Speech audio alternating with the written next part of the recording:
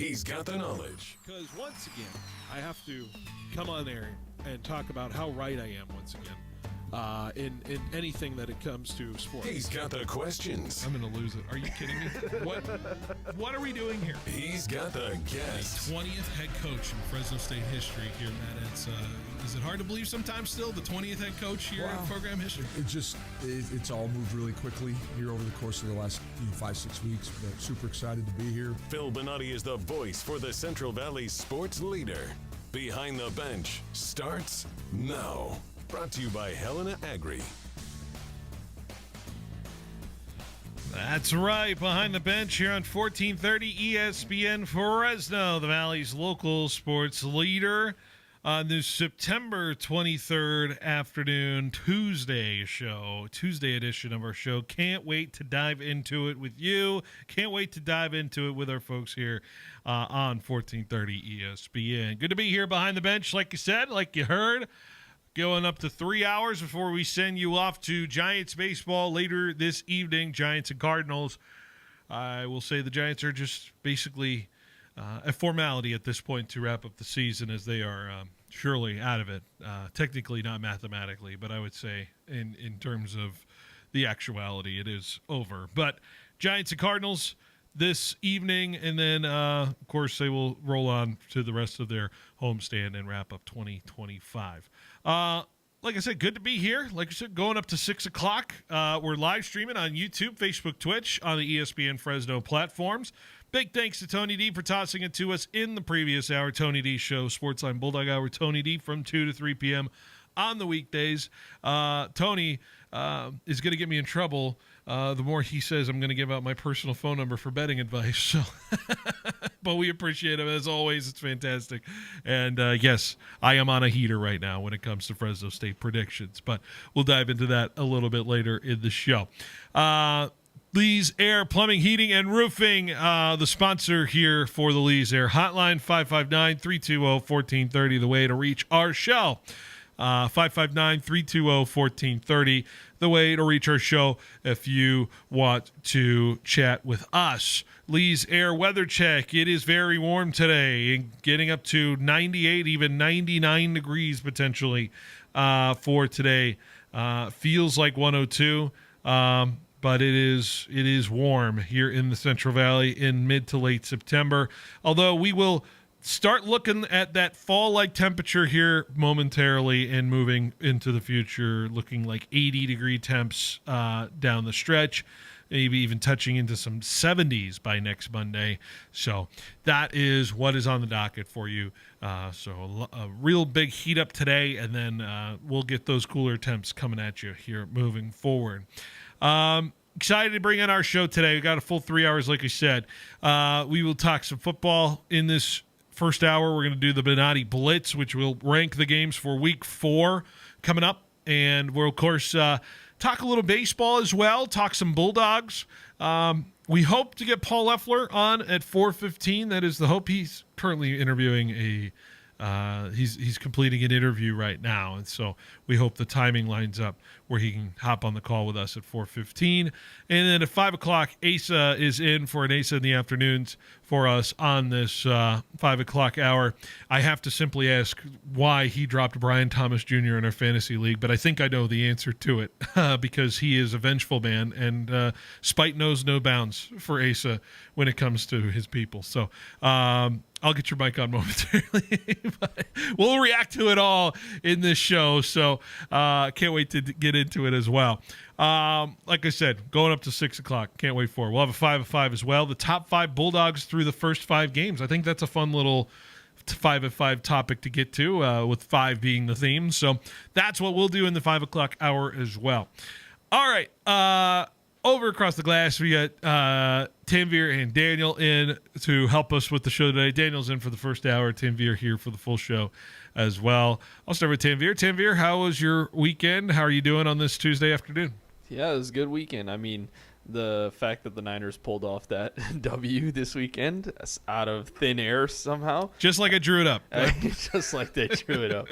Yeah, so I'm happy about that. Had 2 Monday Night Miracles for my fantasy football league.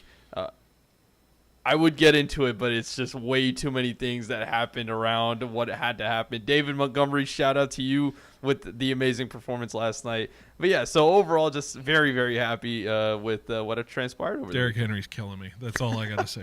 I was going against killing me. Derrick Henry, so Yeah, he's absolutely killing me right now with the fumbles. Daniel, how are we doing on this Tuesday? I'm doing good. Despite having to watch that abysmal performance from the Steelers, I mean, we still won. You're saying abysmal, Yeah. and yet I see my team across the fray. That's a future tank bowl right there. Let's ask Tanvir this question: would you rather have your team not move the ball whatsoever, but be gifted 5 turnovers to win the football game, or have your team gifted 5 turnovers, move the ball incredibly well, look like they're doing everything they can possibly do, and yet give away the ball 5 times and lose by 7? if I was a Patriots fan, I might be calling for the head of Ramondre Stevenson. He's over. He's get him out of here. He's been gone since the Raider debacle. Yeah. He's been gone for me since then. I cannot. He must owe somebody, or somebody must owe him money. I don't know. And then Antonio Gibson goes out there and does the exact same thing. I mean, I want to forgive him, but it just became an epidemic. Ramondre set the tone. He surely set the tone. he set the tone for the last 2 years. Yeah, he has. He certainly. And then Drake May just. Yeah, that was tough. He's trying to be John McClane out there in terms of making things happen. So. But other than that, I mean, I won my fantasy game thanks to the Vikings defense. Absolutely go. blew them out. 30-something points from everybody there. Gotta love it. Love it. I made the joke today to my friend, one of my fantasy leagues. This is my North Dakota people I've did media with in North Dakota. I'm the only 3-0 person in that league, and I said, "Wow, the strategy for being 3-0 is to throw $33 at Amari Cooper and have him retire 2 days later." That's clearly the path to 3-0. Goes to show you, man, fantasy football. None of it means anything in any terms of anything in that sense. And I'll say that is the most ridiculous 3-0 storyline right now for me. it's spending $33 on the waiver wire for a man who retired 2 days later. I didn't spend actually $33. It's waiver wire money. It's funny money. All right, let's talk about it this weekend, though. We touched on it. On Monday, I like to just touch on some topics. Today's more of the in-depth conversation, I think. It's more of the bigger picture conversations when it comes to reacting. That's how I see Tuesday shows, and I'm sure that's how people are now feeling. Like, everyone wants to get the rapid reactions out. But now we get to sit and really think about what we consumed and where we go moving forward with this. And I think the fair place to begin, we'll get into Fresno State. I want to say we'll get into Fresno State in the second hour. I want to go into the NFL now because we're going to talk Benotti Blitz and everything like that. But I think the clear and above storyline right now from who we talk about and who we cover is obviously this 49ers start, this 49ers team that has somehow, some way started 3-0. Some even 49er fans I have in my friend group are arguing this is the worst 3-0 team that's ever started 3-0. But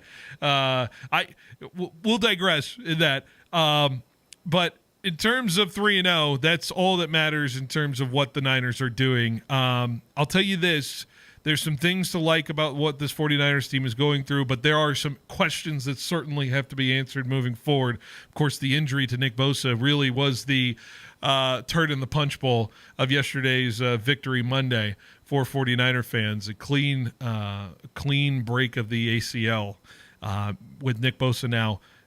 Third time he's had this injury in 10 years in terms of that, going back to his high school days. And so you wonder what he can be moving forward for the 49ers. So there's short-term concerns, there's long-term concerns for the 49ers because outside, I think, Fred Warner, Nick Bosa is the most important player on the 49ers, and that is a crucial loss.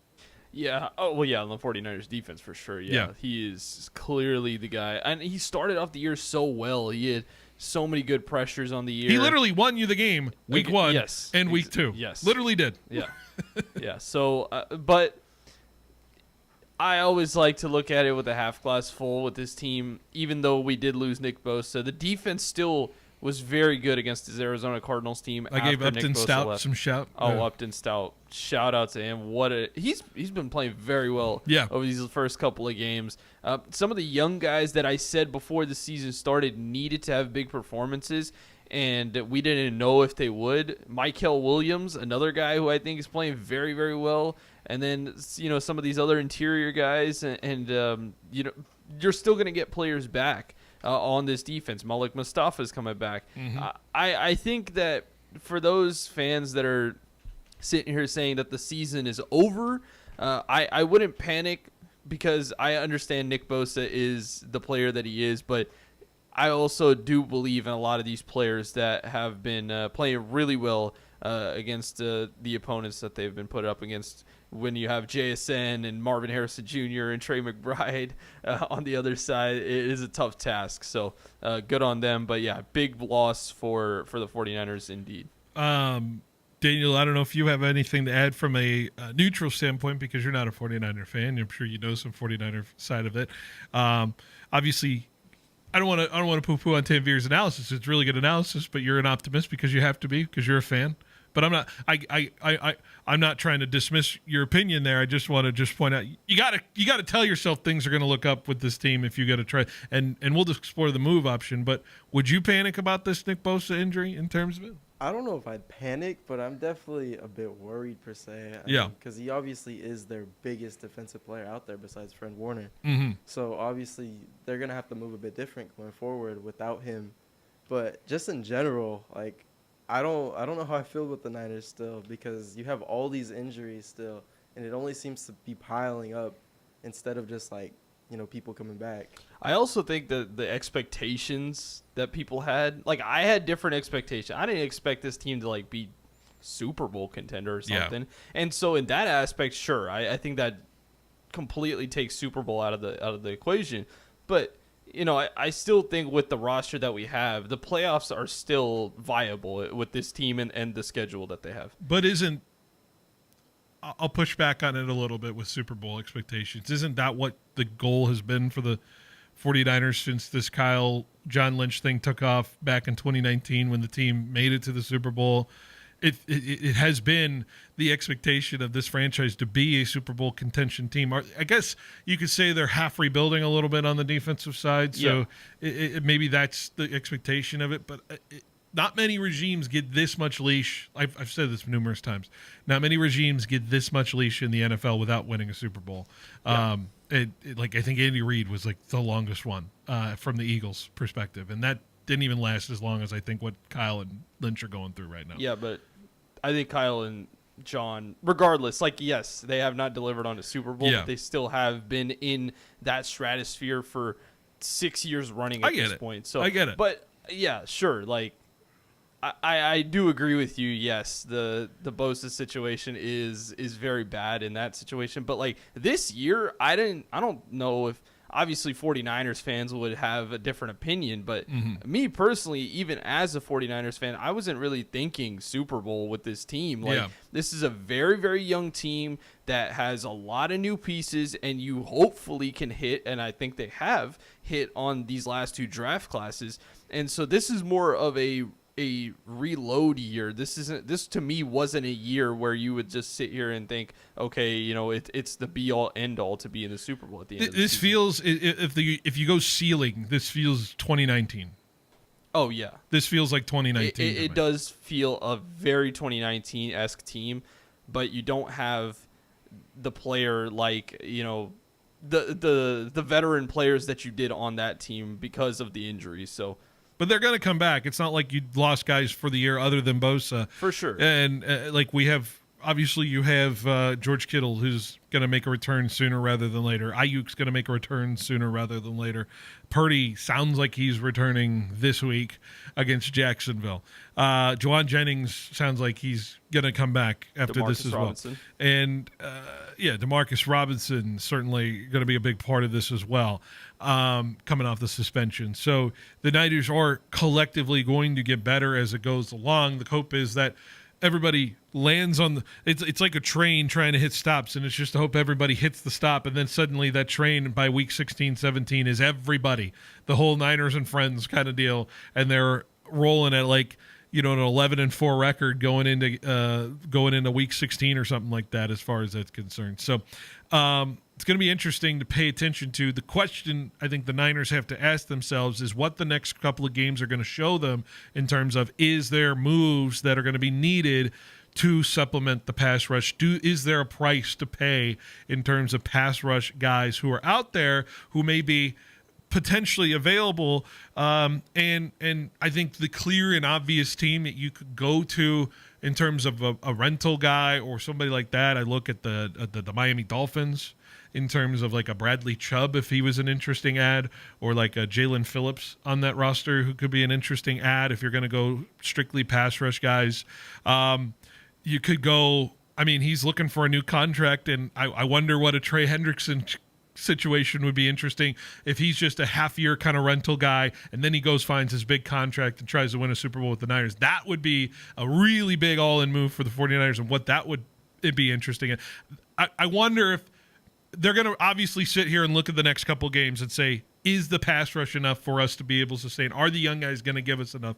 But if that's not the answer they're looking for the next couple weeks, then I think those options are certainly out there. All-in move would be like a Hendrickson kind of guy. Yeah. And maybe a more modestly priced would be those Miami Dolphin guys. Yeah, it all philosophically depends on like what the front office and this coaching staff want to do. If you feel like you can roll over the cap, and I have also heard that a lot of people are like, we can't afford. No, the 49ers have like a top 5 cap space for this season. You're fine. Alone. Right, yeah. Like, we're good. Yeah. And it all depends on if they want to roll over the cap and try and get somebody for the next few years, or do you want to go all in this season? And I think Trey Hendrickson is definitely the guy because he's going to be on a Bengals team that is not going to be that good for the rest of the year with the loss of Joe Burrow, right? And Kayvon Thibodeau was another guy that I heard in the stratosphere. Brian Burns as well, but I don't know if the Giants would ever let him go at that point. But I know Brian Burns is a guy that John Lynch and the staff loved for a long time. But yeah, it all philosophically depends on what they want to do. What is their plan? And if they feel like they got a shot this year, then Trey Hendrickson, you got to go out and get him because he's the closest thing to Nick Bosa out there on the market. Yeah. If the Niners get Trey Hendrickson, then we're having a major conversation about Super Bowl opportunity for the 49ers. Even if you're really going to go bargain bin, there's some guys I like from the Saints pass rush side of things. I like me a Carl Granderson. I've you know what I mean? Or I don't know about Cam Jordan ever leaving, but it's like the Saints. I heard Chase Young, and it just was like, yeah, no, we're not going there. We're not doing that one. No, we're not doing that one. I'm not going to invite the opportunity for that. Maybe on the Bears if that situation. Sweat. Sweat kind of dips a little bit. Is there any Cowboys out there pass rush opportunity? They already traded. They had one. They already just traded Micah. So what was his name again? Oh yeah, Micah Parsons. That's right. So I'm just trying to look at teams that I feel like are kind of dead to rights to start the year, and those are my contenders a little bit. McDonald from the Jets. Yeah, that would be cool. If the Texans totally crater, is there an opportunity for a trade with Daniil Hunter would be so sick, but I don't know. He's signed through 26. He's fully guaranteed through 2026. So I don't know if that one makes sense with the money wise. But you said the Texans would also not want to do that because they're also thinking long term with CJ Stroud as their quarterback. So I would doubt that. Yeah. So those are my realistic kind of avenues if we're really just wanting to shop there. But like I said, I think the Niners obviously have time. They have time to say. When's the trade deadline now? There always seems to be moving around. Week 8, 7 or 8. Yeah. NFL trade deadline is not Googling because I'm having a hard time. There we go. Deadline. There we go. When is the trade deadline? November 5th. 4th. Yeah, 4th makes sense.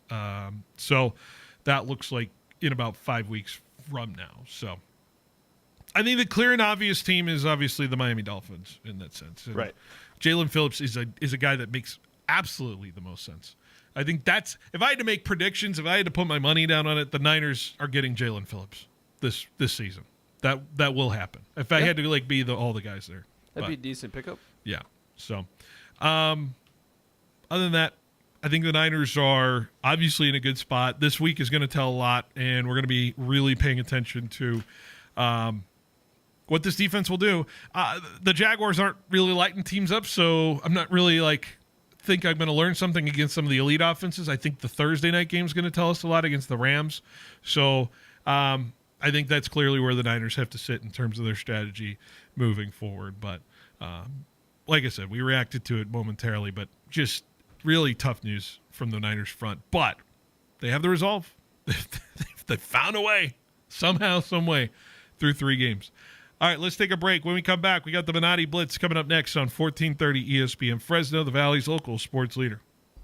Fresno, get ready. Ram football is rolling. Your Fresno City College Rams, now 2-1 in the season, return to historic Ratcliffe Stadium, the home of champions on Blackstone, just north of McKinley. This Saturday at 5 o'clock, the Rams battle San Mateo in a clash you won't want to miss. Feel the energy, the hard hits, the big plays, and the pride of Fresno as the Rams charge towards a conference title run. For tickets and the full schedule, visit fccrams.com. This Saturday at 5, Ratcliffe Stadium. Go Rams! Sports fans of the Central Valley, are you ready to step up your game day grilling? Step into the Butcher Boss and discover winning flavors the champions crave. Ask about their 5 for $35 deal, where you can feed up to 5 people for $35 every day. Located right off the 41 north of Avenue 11, stop by the Butcher Boss today and become the boss of your barbecue. Bulldog fans, Marcus McMarron here. On the field, success comes from having the right team. And when it comes to servicing your car or truck, my team is Ed Dina's Auto Center. Huge selection, unbeatable prices, and the service you can count on every time. Don't wait till the fourth quarter. Drive into victory with a vehicle from Ed Dina's. Trust me, this is a game-winning drive. Ed Dina's Auto Center, where Bulldogs buy. Ed Dina's, the dealer, and I know that does. Yes, he does. When 2 good friends get together to create the largest display of solid wood Amish furniture, well, nobody has more and nobody can save you more than Fashion Furniture and Lou Rodman's. I know it may sound a little crazy, but now is the time to get ready for Thanksgiving and Christmas with complete dining room and bedroom sets, occasional tables, entertainment centers. The list of Amish home furnishings is endless. It's beautiful and up to half off selected floor samples. It's Amish Days USA, the combined collection of 24 Amish builders and 20,000 square feet of designs from Pennsylvania, Ohio, and Indiana. It really is something to see. It's Amish Days USA, with savings up to 50% on floor samples, 0% financing, and 48-hour delivery from Fashion Furniture and Lou Rodman's. On El Paso, across from River Park, there's nothing like it in all of California.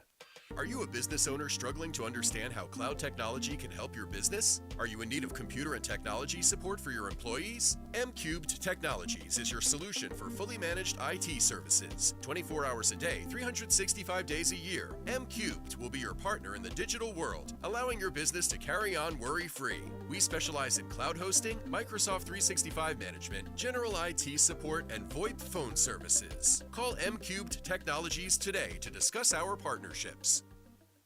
It's football season, and your headquarters for game day gear is at the Sports Station. Check out their new location next to Women's Macy's inside Fashion Fair Mall. From official NFL jerseys, hats, and accessories for the 49ers, Cowboys, Raiders, and Rams to Fresno State apparel that shows your hometown pride, the Sports Station has it all. Whether you're cheering on the pros or repping the dogs, get the licensed merchandise you need to look game ready. Gear up now at the Sports Station next to Women's Macy's inside Fashion Fair Mall.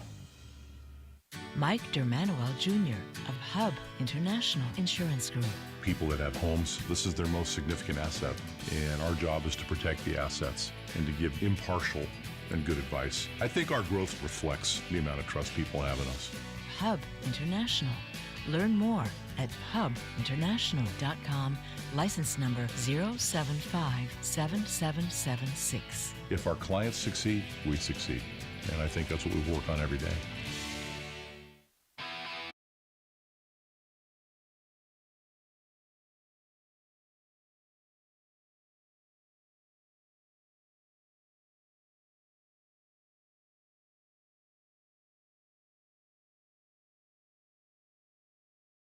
Behind the Bench here on 1430 ESPN Fresno, the Valley's local sports leader. Segment number 2 of our first hour of our show, going up till 6 o'clock today. Taking you to Giants and Cardinals. All right, so talking about, obviously, the slate of games this week. Can't wait to get into it. we have the Benotti Blitz, which ranks these games in order from least watchable to most watchable. That is what we like to do here on the show. Rankings, man, they're fantastic. We love them. First of all, this Benotti Blitz brought to you by Grocery Outlet. A reminder to go sign up for the Grocery Outlet Tailgate Ready contest. That's right. Still 4 games on the left on the Bulldogs home schedule. 4 chances for you to win a pair of tickets and $100 to your tailgate opportunity from Grocery Outlet there, courtesy of your locations in Northwest Fresno, downtown Fresno, Southeast Fresno, and Sanger and Kerman. Places you can go to Grocery Outlet to sign up for the Tailgate Ready contest. So be sure to stop by your Grocery Outlet today. All right, ranking the games, week 4. Let's get to it.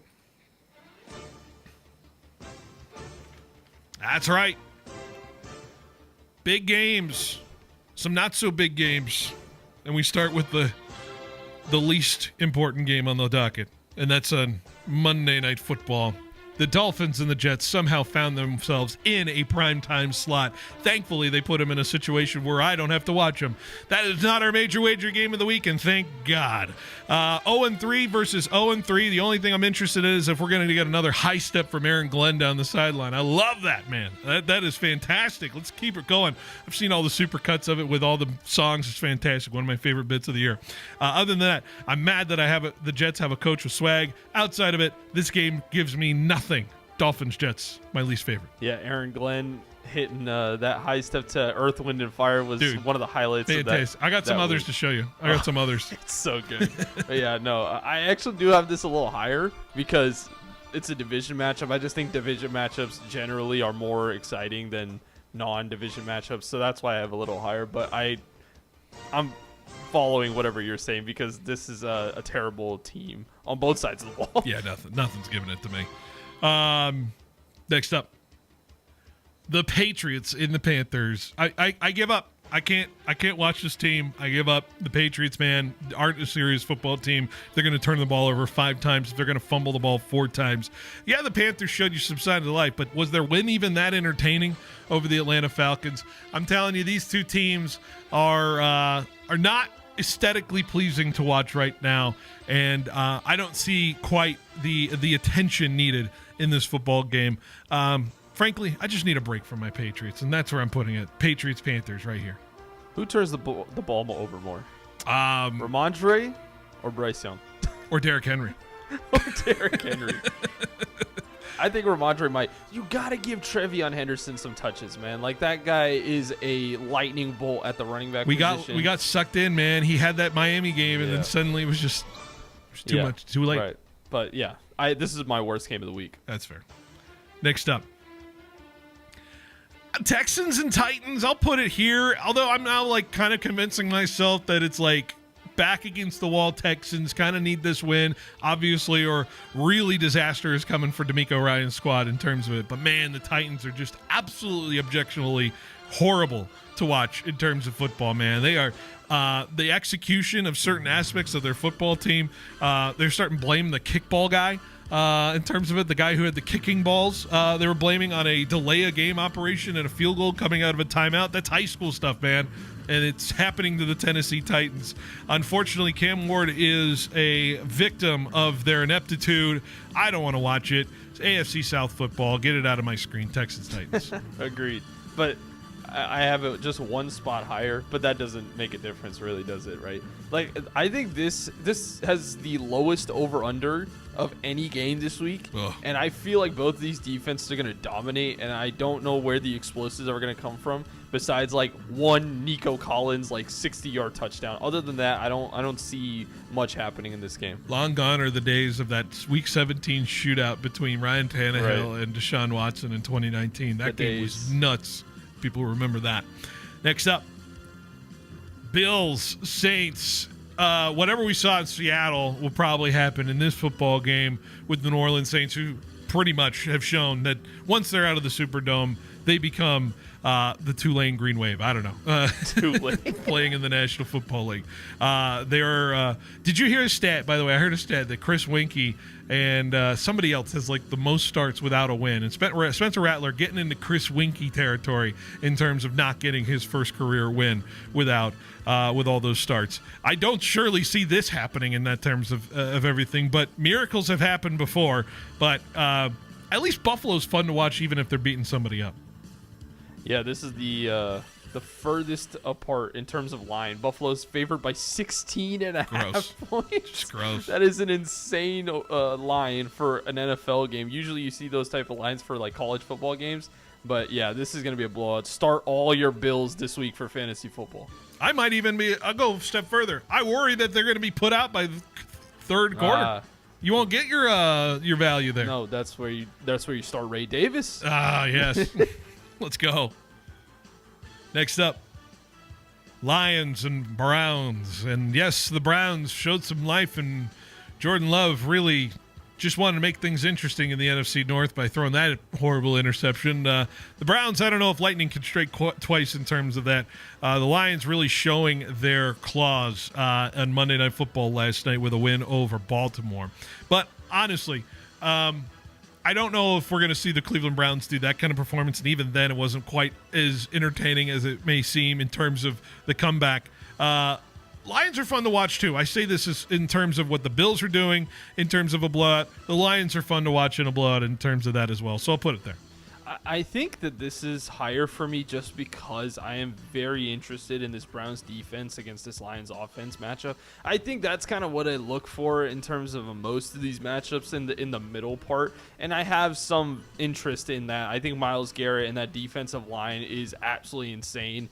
They actually shut down the Packers last week, and it would be surprising to me if they could shut down the Lions. So I think I'm going to be looking out for that, and that's why I have it middle of the pack completely at number 8.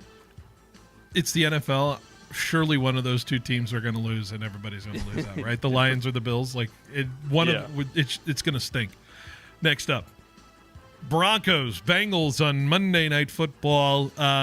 Boy, the Bengals really got shellacked by Minnesota. Minnesota's a very really good defense, really good D coordinator there with Brian Flores. The Broncos have been snake bit in terms of ways of losses that I would say are very similar to finding out you have cavities in your teeth. It's not pleasant.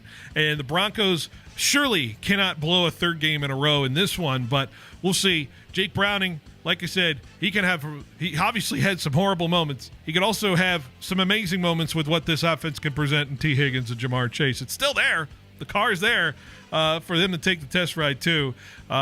Denver's defense, has it showed up lately? I don't know. In the tail end of some games, they have certainly given up some big time plays. So I'm interested if this stays close. It could get ugly though.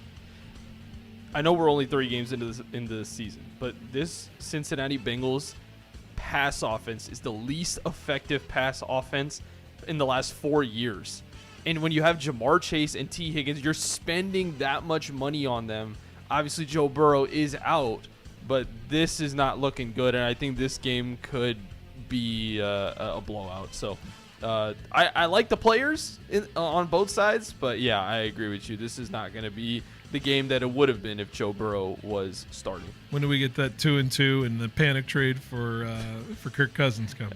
Jameis Winston. That's the true panic trade that they need to go for. We'll see.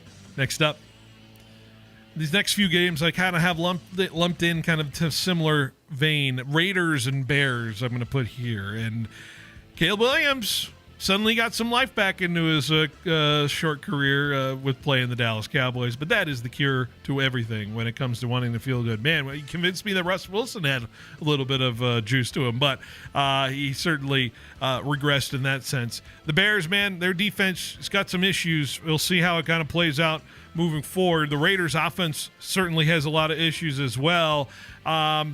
I don't know what to make of this one. I could flip a coin because I don't know what team is going to be showing up in this one. So I'll put it right here in the middle. Yeah, look for Geno Smith in this game to get a lot of deep passes to guys like Trey Tucker and Jacoby Myers, because this Bears secondary regardless. Like, they blew out the Cowboys, but we can also concur that the Cowboys defense is absolutely terrible. So I am interested in that aspect, like to see if Caleb Williams has the consistency to keep it going. But yeah, I don't know. This is kind of a little bit lower on my list because I'm not feeling anything out of this game. Like, there's no feel for me. Like, I don't care. It's just kind of Jekyll and It's Hyde just there. between these two teams, and it just kind of exists, 1 and 2 at a spot. Next up, Falcons and Commanders in Atlanta.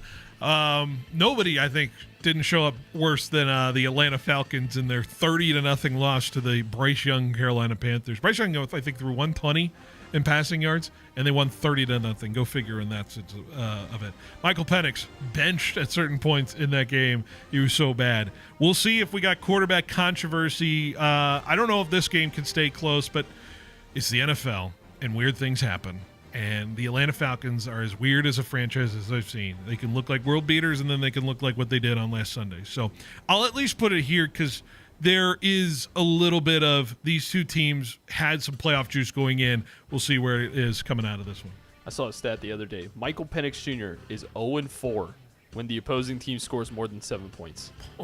It is not looking good in Atlanta. I think the leap that we were expecting with this pass offense has not been there at all. Nope. And I think if the Jaden Daniels, if the Commanders get Jaden Daniels back in this game, this is another game where if that Falcons defense is not humming like they have been humming, right? I think this could get away from the Falcons. Next up, Steelers and Vikings in Ireland. I don't think this game could stay close. I do really enjoy watching the Vikings defense pretty much bully the Bengals last week. There's something aesthetically interesting about watching a defense just bully an offense. And, man, the Steelers' offense is bullyable for this game. And so we'll see where it all turns out from there. I worry for the well-being of Aaron Rodgers, and I'd say that with tongue-in-cheek. This game could be weird. It is an international game. It is 6:30 in the morning. I know I am waking up early because I'm going to be driving somewhere, so I will be locked into this game in some form or fashion. But Steelers-Vikings feels right in the middle for me as well. Croke Park, where they're playing this game, was the same game that we had the Ireland game for Kansas State versus Iowa State. Yeah. And the field was horrendous. Ooh. And so I think this is going to be a fun game for that, just like, oopses and turf monsters catching people. But, yeah, I like what I see. I think that, obviously, the loss of J.J. McCarthy is tough. But, yeah, I think this could be a slog of a game if the field has not been renovated. Notable ginger Carson Wentz, certainly. Returning to his Irish roots. Yes. Fantastic. Next up, now we're in the upper half. I did not think I'd put this game in maybe yesterday. Giants and Chargers, I'm putting here. Jackson Dart debut. Let me see what the kid's got. It's against the Chargers. This is a really tough pass defense to go up against at your first NFL career start, at least in what the Chargers are providing. This is as classic of Chargers letdown territory as we'll ever see if the Chargers are actually who we think they are or if the Chargers are who we've been thinking they've been, which is losing games like this. It's going to be a battle between these two teams in terms of what their identity will be. The Giants obviously have to have this one if they want any shot at having a legit conversation and a playoff opportunity. Also, Cam Scotabo time. Let's see it. Dude, these are two interesting teams. You got Scat with Malik Neighbors and also Jackson Dart. I am very interested to see how that works out. And I think Giants fans finally have something to be able to watch a game for on this offense. So I like this game. I do like it for the Jackson Dart factor as well. But this Chargers team is humming. So we'll see if they drop one in a weird loss in this game. Next up. I feel like we're going to have a big disparity in this next one. I have Cowboys and Packers on Sunday Night Football. Give me the NFL drama. Micah Parsons coming back home. We're going to get like 14 sit-downs with everybody around the Micah Parsons situation. Everybody's going to be bringing it up. It's going to be talked about forever. And honestly, that's why the NFL is the greatest reality show in all of television. Outside of that, I need Jordan Love to show me something a little bit bigger than what he showed this past week. Obviously, the Browns were fantastic in getting to the pass rush, like you said, of Green Bay and getting past their offensive line. Packers need a bounce back because everyone was riding them to the Super Bowl. Certainly, this would be a nice defense to go up against and get things right again. But outside of Green Bay, the Packers have not played well so far this season. So we'll see where it all stems from there. Not a big disparity for me because I have it in the exact same place. Wow. So I think that the Packers and the Cowboys can I think anytime the Cowboys play, it's always entertaining because it's always a high-scoring affair. But now with the loss of CeeDee Lamb, I have dropped it a little bit of a couple places. Micah Parsons going back to Dallas, that is a big storyline, and I am very interested in that. But I think this has got blowout written all over because that Cowboys pass defense is horrendous. And with the loss of the offensive line pieces that the Cowboys have and the receiver, I think it's going to be a tough outing. But Cowboys are always entertaining, so I'll put that pretty high as you did. Nobody talking about Kenny Clark revenge game? Next up, top 5. I got Cardinals Seahawks Thursday night here in my top 5, my final primetime game of the week. And I'm still interested in what this Cardinals team is and what their makeup can be. They really let an opportunity squander with their game against the 49ers. I felt like they really kind of controlled that game for the most part, especially on the defensive end. Losing James Conner, brutal for the Arizona Cardinals in terms of that. Seattle's defense, I know it's a small sample size, but they feel like a legit defense in this National Football League. I think the Seattle Seahawks are coming on a little bit stronger here the last couple of days. This game's going to tell us a lot in terms of what the NFC West will look like.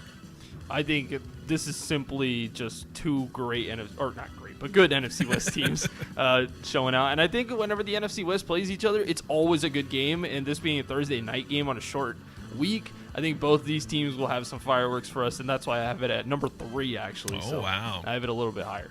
Next up, 49ers and Jaguars sit here at number 4. The Jags, of course, coming into this game 2-1.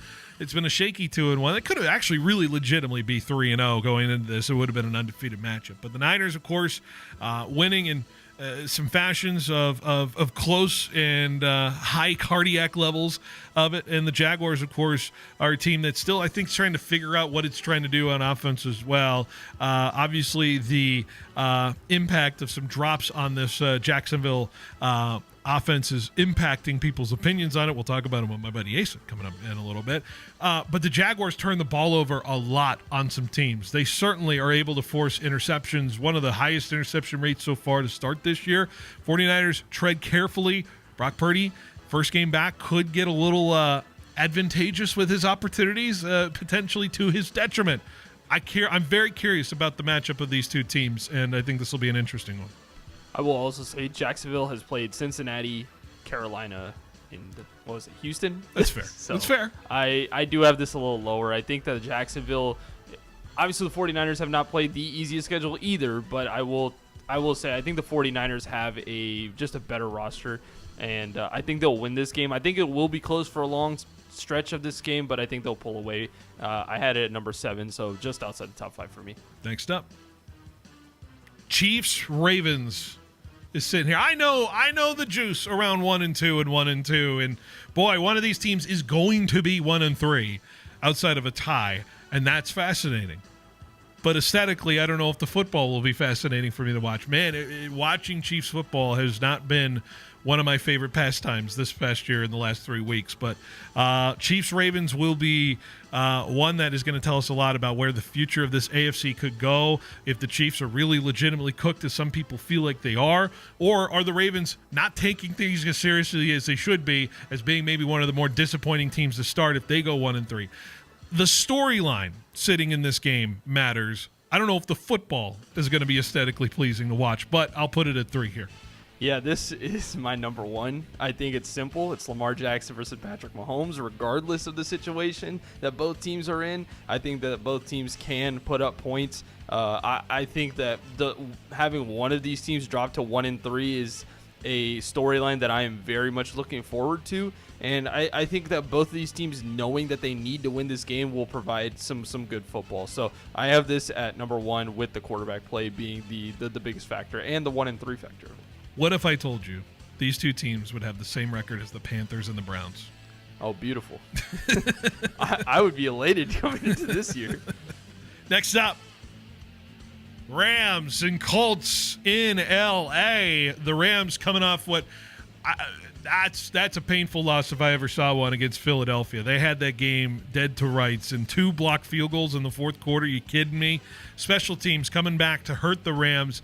That was such a problem 2 years ago. They felt like they fixed it, and now the Eagles certainly blowing it up there on that play. The Colts, man, just keep rolling. Keep having the success they're having. Indiana Jones, is he for real? This is a real opponent that I can't wait to see them play. Obviously, they beat the Broncos. Feel like the Broncos are a decent team, but this Rams team feels like a step above, and I'm very curious to see what this matchup will look like. Rams-Colts at my number 2 spot. I'm going to just say this quickly. I think that the Ravens and Chiefs is the game I'm most excited for, but the Colts and the Rams is probably going to be the best game of this week because I think both these offenses are playing so well right now, and I think we could see a lot of points scored in this game. So I have that at number 2. And my number 1 game of the week, the Buccaneers and the Eagles in Tampa Bay. The Cardiac Bucks, that I like to call them as far as that's concerned. Only team to start 3-0 and winning in the last second or in the last minute of each week. They're the only team to ever do it, and they have provided the drama that you enjoy in the National Football League. Baker, man, he just continues the game. And the Eagles showed some life on offense last week in coming back against the Rams and having the deep passing game that Jalen Hurts we were kind of just dying to see. Feels like this game could be super back and forth, could be a lot of points in terms of it. Last-minute opportunities. Bucks-Eagles feels like my favorite game of the week. I have this in my top 5. I have a little lower, though, but I just need to see it one more week from the Eagles, and then I'll be on board with this Eagles offense. But, yeah, the Buccaneers, I'm all in on that team. Even though they lost Mike Evans, and that'll be a big loss for this game, I think that this could be a very, very entertaining game for sure. Can't wait. And that is the Benotti Blitz. There we go. Some interesting games. Daniel, out of all the games, which one's your favorite this week, real quick? You want me to be biased or non-biased? Just go ahead. Just give it to me. Steelers, Vikings. Okay. Oh, bro, get out of here. Give me your unbiased opinion. What do you got?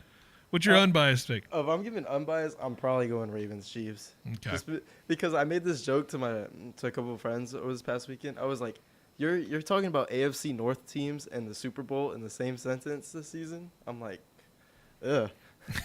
He's making fun of that for sure.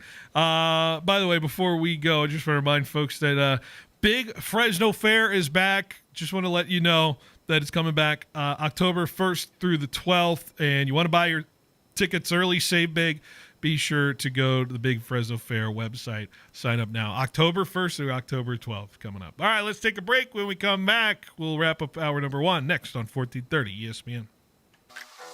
Fall has arrived at Patrick James, where style meets tradition. Come in and see the latest items from the brands you love. Peter Millar, Robert Graham, Faraday, and True Grit, just to name a few. Stop by and experience our brand new shop-in-shops featuring Johnny O and the very first Martin Dingman shop west of the Rockies. Discover finely crafted apparel, exceptional service, and a locally owned store that's been serving the Valley for generations. Patrick James, where looking your best begins this fall. At Helena Agri-Enterprises, we're committed to helping you make the best agronomic decisions for your farm. That's why we combine cutting-edge technology with superior product. Helena's agri-intelligence solutions use in-depth analysis to identify potential problems in the field before they take root. Combined with a complete line of high-quality crop production and crop protection inputs, Helena has the tools to help you increase productivity, enhance performance, and maximize your return on investment. Contact your local Helena representative or authorized dealer to create the right plan for your farm with Helena products and agri-intelligence solutions. Your Fresno State Bulldogs are fighting for that Mountain West Championship. There's nothing better than rooting for your Bulldogs as they battle it out on the gridiron, representing your city of Fresno. Bring the whole family and get loud cheering on your Bulldogs at Valley Children's Stadium all season long. Be sure to check out GoBulldogs.com today for information on special events and to grab your tickets for upcoming home games. Go Dogs! Now is a great time to review your company's retirement plan. Do you understand the advisory fees you're paying and the services you should be receiving? Is your current advisor making your life easier by handling all of those time-consuming questions from your employees and phone calls to your plan provider?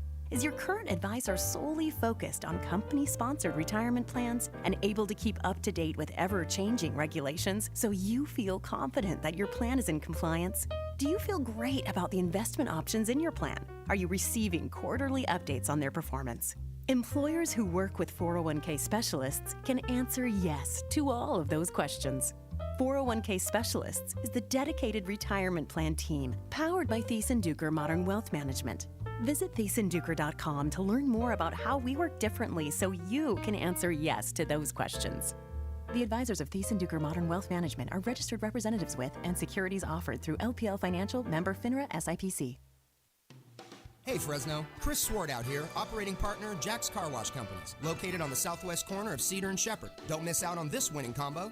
That's right, Jack's Car Wash has a brand new Pepsi and Coke soda fountain, plus a new Keurig coffee station featuring your favorite national brands. Plus, Jack's full detailing is backed by popular demand. Schedule yours today by calling 435-7335. Jack's Car Wash and ESPN Fresno, the double play of a great car wash and a great broadcast. Let's go Giants! Are you tired of waiting forever for your prescriptions? Grizzly Pharmacy is here to tame your healthcare needs. We fill most prescriptions in 15 minutes or less, always accepting new patients, and enjoy free delivery to your home or workplace in Fresno and Clovis. We accept all major insurance, including Medi-Cal, Blue Cross, and Optum Rx. For our Fresno location, please call 559-424-0423 or visit grizzlypharmacy.com for more information. Finding great candidates to hire can be like, well, trying to find a needle in a haystack, but not with ZipRecruiter. Its powerful technology actively finds and invites qualified candidates to apply to your job. So while other companies might deliver a lot of hay, ZipRecruiter finds you the needle in the haystack. See why 4 out of 5 employers who post a job on ZipRecruiter get a quality candidate within the first day. Try ZipRecruiter for free at ZipRecruiter.com/free. That's ZipRecruiter.com/free.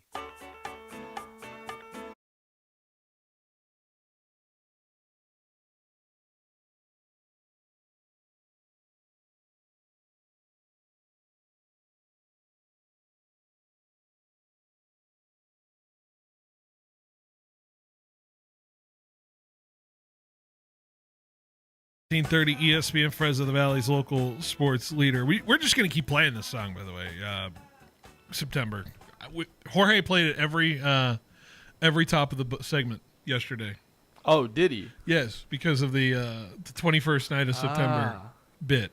I'm sorry about and now that. this is our next time we have played it. So. Well, my bad. No, you weren't aware. It's fine. I naturally just went with the flow. Naturally went with the flow, and we're just going to keep playing September until people just get so annoyed with the song. I think I played it more for the Aaron Glenn clip. No, yeah, exactly. No, I understand what you're doing there. But here's Jorge. Just like you can't defend yourself. That's funny. Anyways, no, Aaron Glenn clip. We only got like 2 minutes here, so we could dive into it. Is that the swaggiest thing a coach has ever done on a sideline? Dude, yeah, I mean, I just saw the all black after the play. I'm like, yes, this is the swaggiest thing anybody has done as a coach. Like, what's the coach least likely to do it? Was it Eberflus Eberflus? When he was Andy Reid. Andy Reid. Dude, Andy Reid, I don't know, man. He could hit a high step. If he would have hit that during the Super Bowl, I would have lost it. I think I don't know. I'm trying to think, like, if Sirianni did it, I don't know. It would have been Sirianni's done some cool things, I guess. Is he cool? I mean, for Eagles fans, he's cool. Yeah. I mean, I would say he's generally cool. I'm trying to think of, like, the coaches are progressively getting younger. There's not your Bill Belichick's anymore. Right. There's not your, obviously Andy Reid is Andy Reid, but like Pete Carroll. All your guys are like super fit, just kind of like super fit dudes. We need the big coach back. I know we miss the Mike McCarthys. Yes. Like we're the Mike McCarthys who are not doing this, or By the way, I was watching Patriots Steelers and I started kind of looking. I'm like, man, Tomlin is kind of looking old now. He's starting to look a little old now. Yeah, right. Very. Hey, but when you see him in the locker room on those Instagram lives, he doesn't I get look it. that old. I get it. Man, if Dan Campbell hit a high step. Dan Campbell just going for fourth down just fired me. I think John and Jim Harbaugh probably can't. That's the other ones I can't really. One is. Pete Carroll I think Pete Carroll could definitely hit a high step. Yes. Oh yeah. All right. All right, let's take a break. When we come back, hour number 2, we're going to talk some Fresno State Bulldogs. Hopefully, we can get Paul Loeffler on the show here. I know we got to confirm that with him. But looking forward to talking Fresno State here next. Stay with us behind the bench, rolling along on 1430 ESPN. Need cash? If you've got a car, we've got the cash. Clausen Honda wants to buy your car. If it's running, we want your late model Toyota, Hyundai, Kia, Subaru, Acura, or Honda. Just call Clausen and ask for our VUP to schedule your appraisal appointment. In just 10 minutes, you'll get your cash value quote. Yes, we are eliminating the hassle of getting rid of your used old car. So if you're ready to sell, we are ready to buy. Call Clausen Honda of Fresno today. If you've got a car, we've got the cash. Get cash for your car. Clausen Honda. Prices on steel and materials are up everywhere, but you can still get unbeatable value for your residential, commercial, industrial, or ag projects at Pacific Steel Supply in Fresno. They'll match or beat any competitor's price by at least 10% on top quality steel, metal roofing, and components. Ready when you are. Massive inventory? Yes. Same-day delivery? Yes. 24/7 service? Yes. Get your free quote today. Call or swing by Pacific Steel Supply, Ashland and Parkway in Fresno off Highway 99, or visit PacificSteelSupply.com. Big Fresno Fair. All new full-throttle grandstand shows, October 3rd and 4th. 2 days of heart-pounding rodeo events, bull and bronc riding, barrel racing, and more. October 10th, the Dirt Flies with Arena Cross. Then October 12th, 2 explosive monster truck shows. Presented by Table Mountain Casino Resort, Coors Light, and Coors Banquet. Buy tickets at FresnoFair.com. See you at the Big Fresno Fair. Welcome to A+ Signs. Thanks. Yeah, I need some custom exterior signs for my business. Great. What's the name of your business? C+ Signs. Wait, you own a sign company? Yep, C+ Signs. And you want us, A+ Signs, to make your signs? Yeah, I need them really fast, and we can't touch our turnaround times. We are kind of known for that. For signs that stop traffic, drive traffic, and even direct traffic, call A+ Signs. Remember, A+ has great technicians to service and repair signs, too. Yeah, we got a guy, but he's afraid of ladders. Life gets messy, but your space doesn't have to. We are Rise and Shine Janitorial and Commercial Cleaning Services, where we clean because your time is important. From offices to schools to medical facilities, Rise and Shine handles it all with our trained staff and high-performance standards. Big jobs or small, Rise and Shine will never lock you into a contract. So let us take the stress off your plate. Contact Rise and Shine Janitorial and Commercial Cleaning Services. Call 559-649-5391 or visit riseshine559.com. Nestled in the foothills of the rolling hills, flowing rivers, and fertile soil of the Yosemite Mountains lies Valley Pure, the dispensary bringing the purest cannabis to the South Valley. Discover the pure essence of nature in its highest form, from their multiple state fair gold medal award-winning strains to their artisanal edibles. Valley Pure will help ease the stresses and anxieties that the world brings you daily. There's 5 locations in the South Valley. Stop by or order online at valleypure.net. At Pioneer Equipment, your authorized Kubota dealer, our customers tell us they like Kubota better than Blue tractors because of less downtime and easier controls. It's more cost-effective to own and operate, and it just keeps running when the season's on the line. That's why they trust Pioneer Equipment, your authorized Kubota dealer, for both sales and service, especially after harvest. With Fresno and Reedley locations, Pioneer Equipment, your authorized Kubota dealer, is ready for you. Visit PioneerEquipmentCA.com, where orange means go. Finding great candidates to hire can be like, well, trying to find a needle in a haystack, but not with ZipRecruiter. Its powerful technology actively finds and invites qualified candidates to apply to your job. So while other companies might deliver a lot of hay, ZipRecruiter finds you the needle in the haystack. See why 4 out of 5 employers who post a job on ZipRecruiter get a quality candidate within the first day. Try ZipRecruiter for free at ZipRecruiter.com/free. That's ZipRecruiter.com/free. You're listening to the home of the San Francisco Giants, KFIG Fresno, 1430 ESPN. This is SportsCenter. I'm Christine Lisi. The Tigers clinging to a one-game lead in the American League Central on the Guardians, starting one of the best pitchers in all of baseball in tonight's series opener in Cleveland, Tarek Skubal. Tigers and Guardians scoreless, top of the second. Kyle Schwarber's hit his 54th home run of the season. Phillies up 1-0 on the Marlins, bottom one. Philadelphia's 2.5 back of Milwaukee for the top spot in the National League. No score Pirates and Reds after one. Cincy tied with the Mets for the final NL wildcard spot. Giants fans chanting, "We want Dart," are getting their wish. Giants planning to bench veteran quarterback Russell Wilson and start rookie Jackson Dart Sunday versus the Chargers. There are a few ways Dart could revitalize New York's offense, says ESPN NFL analyst Dan Orlovsky. Hopefully this injected athleticism allows them to get more creative with some more formation, some action, some motion, some run game things that aren't relatively mundane, allowing their pass game to be more diversified rather than just throwing the ball down the sideline on a go route, working the middle of the field, multiple level and layered throws. Dan Orlovsky on Freddie and Harry. Massive blow for 7th-ranked Oklahoma. Quarterback John Mateer will have surgery tomorrow on a broken bone in his throwing hand. Timeline for recovery about a month. Oklahoma State fired longtime football coach Mike Gundy. Cowboys have lost 11 of 12. Gundy's buyout, $15 million. Offensive coordinator Doug Meacham named interim coach. Robot umpires approved for use in Major League Baseball in 2026. Human umps will still call balls and strikes, but teams can challenge 2 calls per game and get additional appeals in extra innings. Hey, it's your resident Super Bowl champ, Chris Canty, coming up Wednesday. The 49ers and the Colts both sit at 3-0 to start the season. I'll tell you which team I have more faith in the rest of the way. It's Unsportsmanlike, weekday mornings at 6, right here on ESPN Radio, ESPN2, and ESPNU.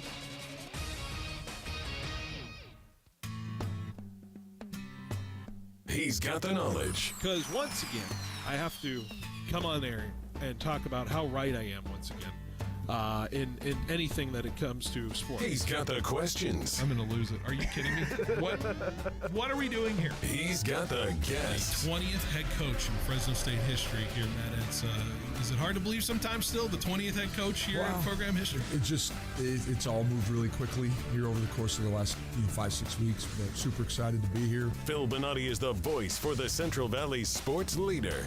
Behind the Bench starts now. Brought to you by Helena Agri.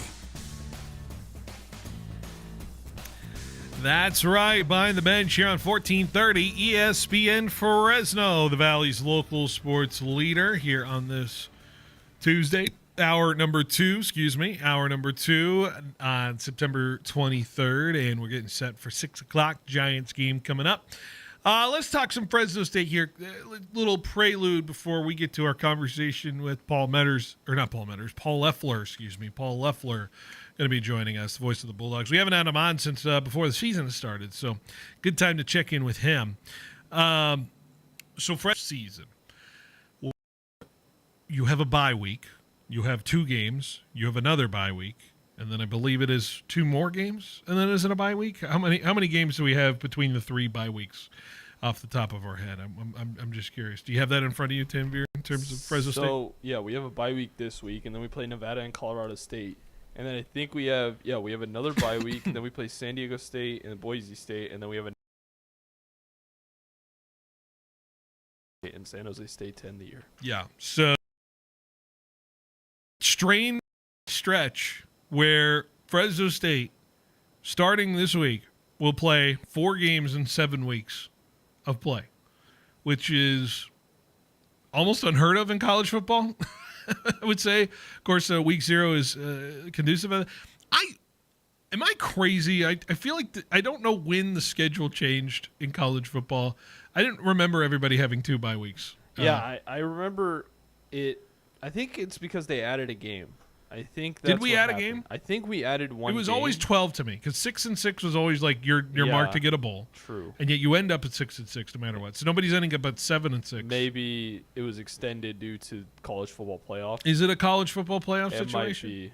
might be. There's no other answer that I would. I feel like college football has secretly added a week, and I don't know, and I still don't know how the math has worked in the schedule. Yeah. Right. Because it's always like the first weekend or it's like very last weekend of August where we start playing college football again, right? And that's where I say. Regardless, I feel like I've been blue-pilled in some form or fashion of like, oh, yeah, we've always had 2 bye weeks. I'm like, I don't think we have. Right. I don't know. I'm there with you. but we have 3 now.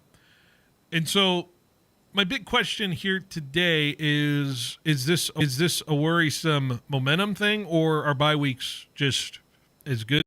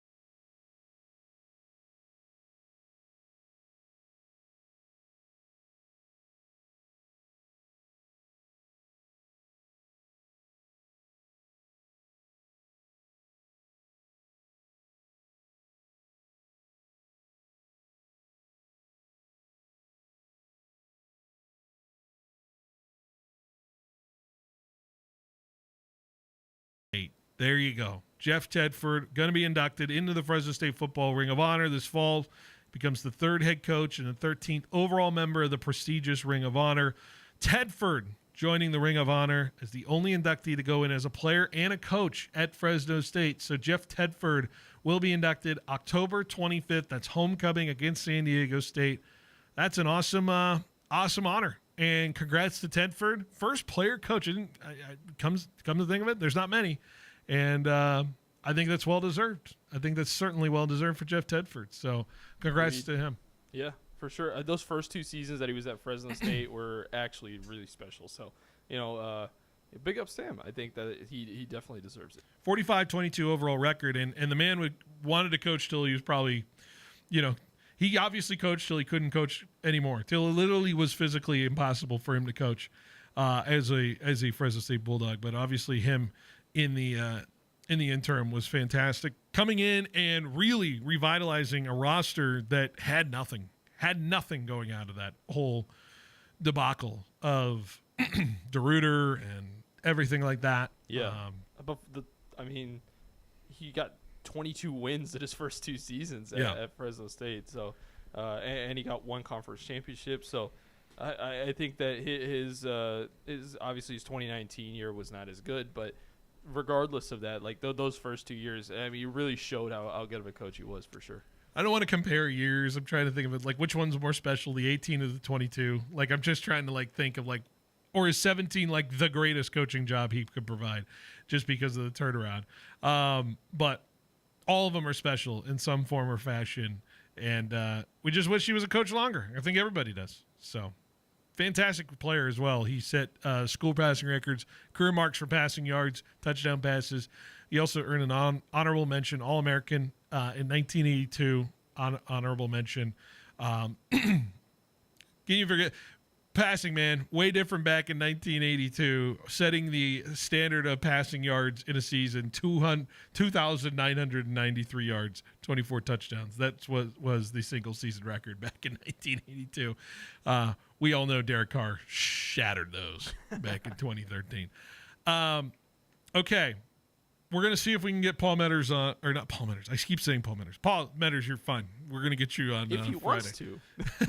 He can. We're going to get Paul Loeffler on here, I believe, and so we'll give him a call. So Paul Loeffler, voice of the Bulldogs, coming on here next. Stay with us. You're listening to Behind the Bench on 1430 ESPN Fresno, the Valley's local sports leader.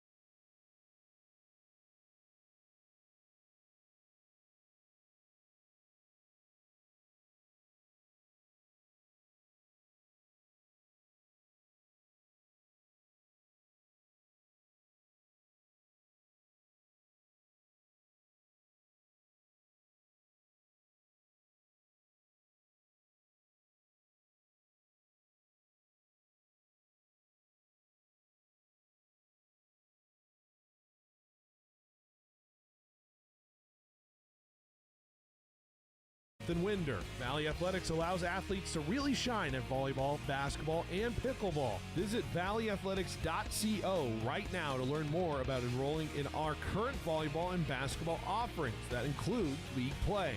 That's valleyathletics.co. Proud sponsors of high school athletics.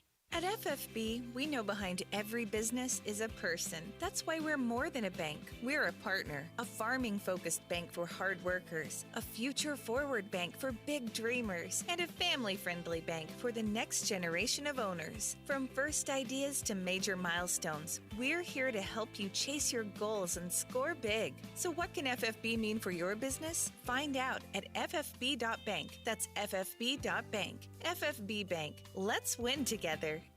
Drum roll, please. KFC is bringing back the bold, craveable classic guests and fans have been asking for. Hot and spicy wings and potato wedges. For a limited time, the ultimate fan favorite pair will make all your game days this season even more delicious. And that's not all. While it feels like competitors are continuously making their food smaller and smaller for the same price, the Kentucky Fried Chicken Sandwich remains bigger and better. Guests can get it for just $3.99 for a limited time. You can't beat that, only at KFC.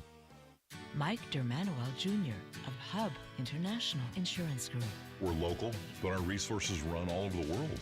Leveraging the resources of a large organization, still living in the community, and really getting to know clients, that's the secret sauce of being really good in this industry. Hub International. Learn more at hubinternational.com. License number 0757776. If our clients succeed, we succeed. When two good friends get together to create the largest display of solid wood Amish furniture, well, nobody has more and nobody can save you more than Fashion Furniture and Lou Rodman's. I know it may sound a little crazy, but now is the time to get ready for Thanksgiving and Christmas with complete dining room and bedroom sets. occasional tables, entertainment centers. The list of Amish home furnishings is endless. It's beautiful and up to half off selected floor samples. It's Amish Days USA, the combined collection of 24 Amish builders and 20,000 square feet of designs from Pennsylvania, Ohio, and Indiana. It's Amish Days USA with savings up to 50% on floor samples, 0% financing, and 48-hour delivery from Fashion Furniture and Lou Rodman's. On El Paso, across from River Park, there's nothing like it in all of California.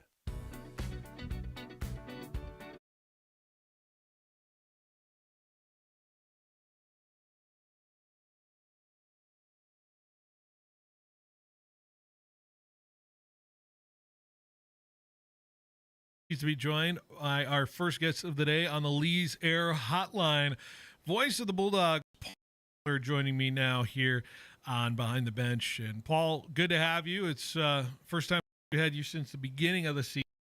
I'm sure you're taking well to the bye week as we take a little break from Fresno State football, but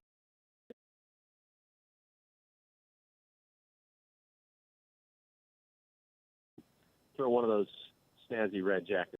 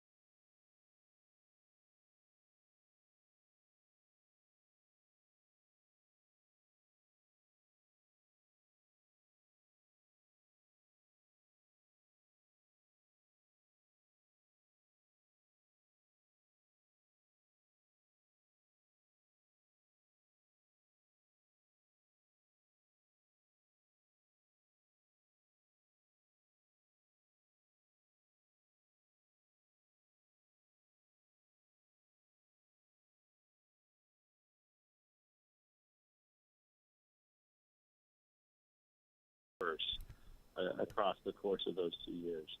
And, you know, without the health challenges he faced, he might still be coaching. And there might be even a greater dynasty that had been built.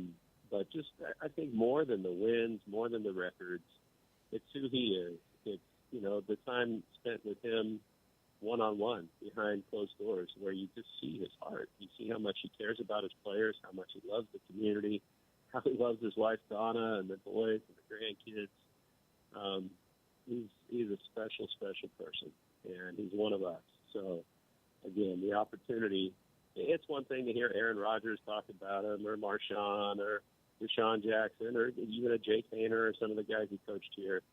But, you know, I think the fans who've been around for decades, they've seen him grow. They've seen who he is. They've seen that his heart hasn't changed and that he loves this place as much as anybody. So when you have somebody who loves you so much as the Red Wave, I think it's that much easier to show up and show the love to him. And I know that's exactly what the Red Wave's going to do on October 25th. And we can't wait, certainly, with the homecoming and everything that's surrounding this team. And this team obviously has a lot to love of what's been going on. You mentioned it, Tedford's out of the practices, so these players even know the impact of what Tedford is providing even to this very day.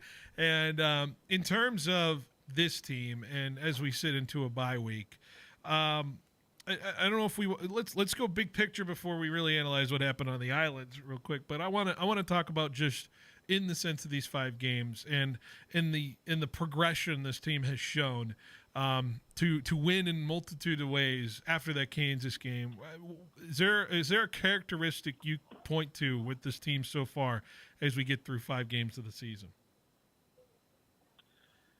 Yeah, I think it's perseverance and togetherness, right? And Tony and I were talking about this yesterday, and Coach Entz pointed it out on the field in Honolulu, you know, early Sunday morning, Fresno time, when that game finally ended. It had been a couple of years since Fresno State had come from behind in the fourth quarter to win a ball game, and this team has already done it twice. And, you know, when a game hangs in the balance, a lot of times it's the team that has more trust and togetherness that finds a way to win.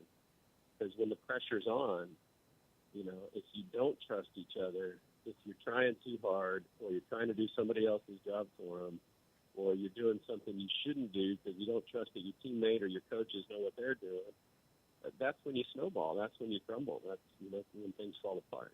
This team's doing the opposite. Their best moments have been when the game is on the line and they found a way. So, from some of the offensive possessions, some of the throws that E.J. Warner made under pressure, I thought he had his best game. The play that stands out to me is the hot read to Cam Beecham. He's got a man in his face, and if there was, I think E.J. would tell you, in some of the first games, his decision-making was a little slow for his standards. It was a tick behind where he wants to be. In this game, it was on the money. And if it had been behind schedule even a little bit, that play right there is a sack or a turnover. Instead, it's 64 yards, almost a touchdown, and sets up a touchdown right afterwards. So, he made good decisions. They're great on third down. And then at the end, you need to stop a two-point conversion, and Simeon Harris comes up big. You need to recover an onside kick. There's Ezekiel Abid. Mm-hmm. What Thunderbird did, what Hamilton did, Richie Anderson, 2 touchdowns his last 2 road games. The list goes on and on and on. But when the stakes are the highest, this team is playing its best. And that's the sign of a culture where trust has been instilled, where standards are being upheld, where guys aren't treated differently because of how much NIL money they get or what year they are. It's a very egalitarian system. How many guys on this team can you look at and say they really took advantage of an opportunity at a clean slate, where a new coaching staff came in and, they didn't have the burden or the blessing of previous performance, whether that was good or bad. They had to prove it all over again. I think that clean slate has reaped big dividends for the team and a lot of individual players who have finally gotten an opportunity and are making the most of it.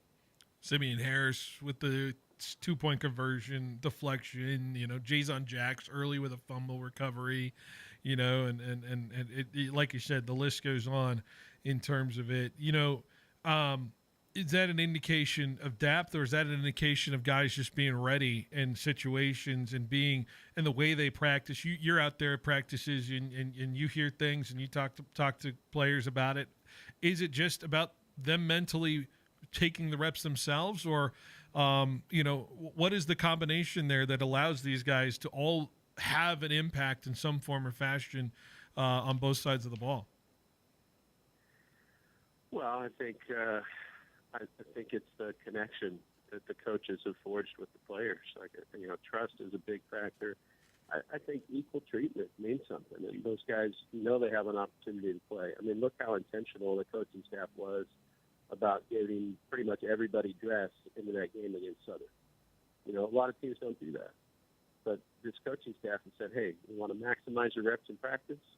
We want to prepare you to actually play in games, be able to trust you. One of the big priorities in that Southern game was if there's a big lead at halftime, let's get Carson Conklin in there so he can actually run the offense, not just hand the ball off. They're able to do that. They're going 3 or 4 deep at some of these other positions. We've seen walk-ons get in the game. Ryan Warkenstein got a carry in that game, right? Devin Rivers got his first carry in a couple years in that game. So these guys all know they're not invisible. They're not taken for granted. The coaching staff's invested in them. And that's bringing out the best of his team. And I also think, Coach Entz, one of the things he's emphasized over and over and over again, he wants Fresno State to be a player-led team. The coaches can only do so much, but when the players start to take leadership, it amplifies the results. It exponentially increases the efficacy. And I think that's what we're seeing. And there are some players on this team who I think are doing a really good job of not just motivating each other verbally, but leading by example as well. You mentioned the play of E.J. Warner, and so many people, even including in our own press corps, are interested in talking about the quarterback position. I think this game was a shining example of what he can be capable of. I know I have a specific throw I can think of that I was like, wow, that is a throw that maybe he wasn't making 3 weeks ago, 4 weeks ago, and I think it was the Jordan Brown little feeder in at 3rd and 12, and he kind of fed it in there to between some defenders. That one is the most impressive throw to me. You mentioned the Beecham little outlet, obviously, that let Cam Beecham go all the way down to the 1 yard line. Are there some other throws you think about? Or like, okay, I'm even seeing improvements from week 1 and 2, week 0 and 1 to what we've seen the last couple of weeks. I think we've seen a lot of improvement, and I think that goes to time in the saddle and developing trust with players. I mean, Ezekiel Avit has proven himself to be trustworthy. Freeman was healthier this game, was able to play. That made a difference. He made some big catches. You see how Richie Anderson has emerged as a tight end. You know, you had the unfortunate play with Speedy that I think anyone who's a Bulldog fan thought was a forward pass, and anyone who's wearing Rainbow Warrior colors was convinced it was a lateral. But, no, I think it was throw after throw after throw. And, you know, he put some extra zip on some. His accuracy was better. The biggest thing to me, though, is just the timing. Because sometimes it's not how good a throw you make, it's when you let it go. I mean, you look at that last home game, they try to go deep on the first play of the game. Mm-hmm. You know, if he gets rid of it immediately, it's a touchdown. But he hesitates just a little bit, it's underthrown, it's not. Right? Those little things make a difference. And when you can, you heard the whole thing about Daniels with the Commanders, right? That he watches his VR headset pass rush at 1.5 speed, so his reactions are that much quicker. That split second makes a giant difference in the result of the play. So for EJ to be able to get to where his timing is a click faster, I think is a big situation for the Bulldogs against what I thought was a really good defense that took away the run game and made it so EJ Warner was going to have to beat the Boats, right? He was going to have to do more in this game in order for the Bulldogs to win, and he answered the challenge at every turn. So I think that's a great sign for this offense, great for him personally, and excited to see what he and that offense can do against Nevada at home. One other aspect of the Hawaii game I just want to talk with you about, and I want to just ask, you know, you've known Dylan Lynch for a little bit. How tough-minded is he, and where are you at, obviously, in your faith to see him bounce back from a game like he had, you know, with missing 3 field goals? I do like the fact he hit his last one, and that's important, and I think that's good confidence building, the one that you needed to go ahead. Where is your what stands about Dylan Lynch and maybe his bounce back ability from a game like this? No question in my mind that he's going to bounce back. I mean, and he nailed a 54-yarder, which would have been 2 yards better than his previous career long. It didn't count because Timmy Chang got a timeout called, but he booted it, right, in what felt like for him a game situation. So more power to him. You know, missed field goals are going to happen, especially in a conditions like that. I think you had a crosswind there that you very rarely encounter. That's not a typical stadium, right? Usually the wind is right in your face or it's at your back. It's not going to blow the ball side to side. But in this case, there's a wind tunnel basically funneling from the baseball stadium next door into this temporary facility that, you know, it has some unique features. And that's not an excuse, but you can understand how that can mess with you mentally. And it's an extra concern you're not normally dealing with, and maybe it throws your concentration off just a little bit. So it was a new experience. If he's in that same situation again, I'm sure he handles it a little bit better. Timing is everything, too. One of the snaps wasn't perfect, threw the timing off a little bit. But, you know, he's demonstrated he can hit kicks under pressure. He's got a strong leg. I don't think there's, you know, he's your guy. So you just want to build his confidence and make him mentally as strong as he can possibly be. And you hope that all the, you know, the ups and downs that he's gone through, and let's be clear, it was all up since the first game, right? He missed a 55-yarder at Kansas, hadn't missed a kick since. Mm-hmm. So to have a game where this happens, you know, given the elements, given the situation, and the bottom line is the team found a way to win. So there are going to be games where the team needs him to be the difference between a win or a loss. In this game, right? He hit a kick that made a big difference. They win by 2. And you don't dwell too much on the ones that didn't go through the FX. We look forward now to this Bulldogs team, and obviously they got a bye this week. Such a strange kind of schedule, obviously, with the week 0 element to it. To a bye, then 2 games, then a bye, then 2 games, and then a bye. Do you worry momentum in a situation like this, or do you feel like the Bulldogs take bye weeks anytime they get them, no matter what it is? Yeah, they're due a bye, right? I mean, they've had a 5-week grind. They started before everybody. They've had a lot of miles on the road. I mean, they've been to Kansas and Oregon State and Hawaii and won some close games. Yeah. They're due for a bye. You know, they had their freshman left tackle got banged up on Saturday night. They need him to heal up. And Josiah Freeman was playing on a, not 100% ankle. He can use some healing. I think everybody can use a little time to get healthy and, go try to win a conference championship. So, no, I'm not complaining about the bye. I don't see any downside at all for the bye. Mm-hmm. They're always big from a recruiting standpoint. And they'll have another one in just a few weeks. Yeah. So I think that's helpful, too. I think the way the schedule shapes up this year, there's not a lot to complain about. I think it's a pretty advantageous schedule. And more importantly, right now, as far as I'm concerned, the league is wide open. And, UNLV may be unbeaten, but very close wins against FCS teams, nothing dominant. Boise State has shown itself to be vulnerable. Utah State playing great for Bronco Mendenhall, but we'll see what they look like by the time they come here for senior night. There are a lot of things that can change between now and the end of the season, but I look at that Mountain West Championship race, and I say it's absolutely wide open. Well, certainly getting that first win on the Islands. Usually that's one of those losses where it just kind of hangs in the craw of Bulldogs in terms of it. So they get over that hump there. You mentioned Nevada, which is in a couple weeks. Nevada is going to be on idle as well, so they're as rested as they can be. So what does Paul Loeffler watch on the weekend that Bulldogs aren't playing and Nevada's not playing? Are you just going to be locking in on other Mountain West opponents and just scouting a little bit more, especially the ones we got in a couple weeks? Well, if you want the honest answer, we live in a special place filled with special people, Phil, and there are a lot of great things going on in our community.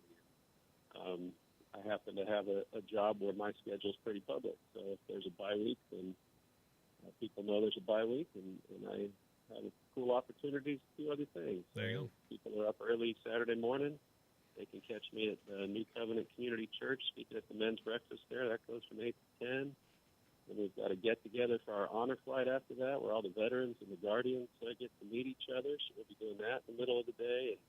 And you can welcome home those veterans on October 15th.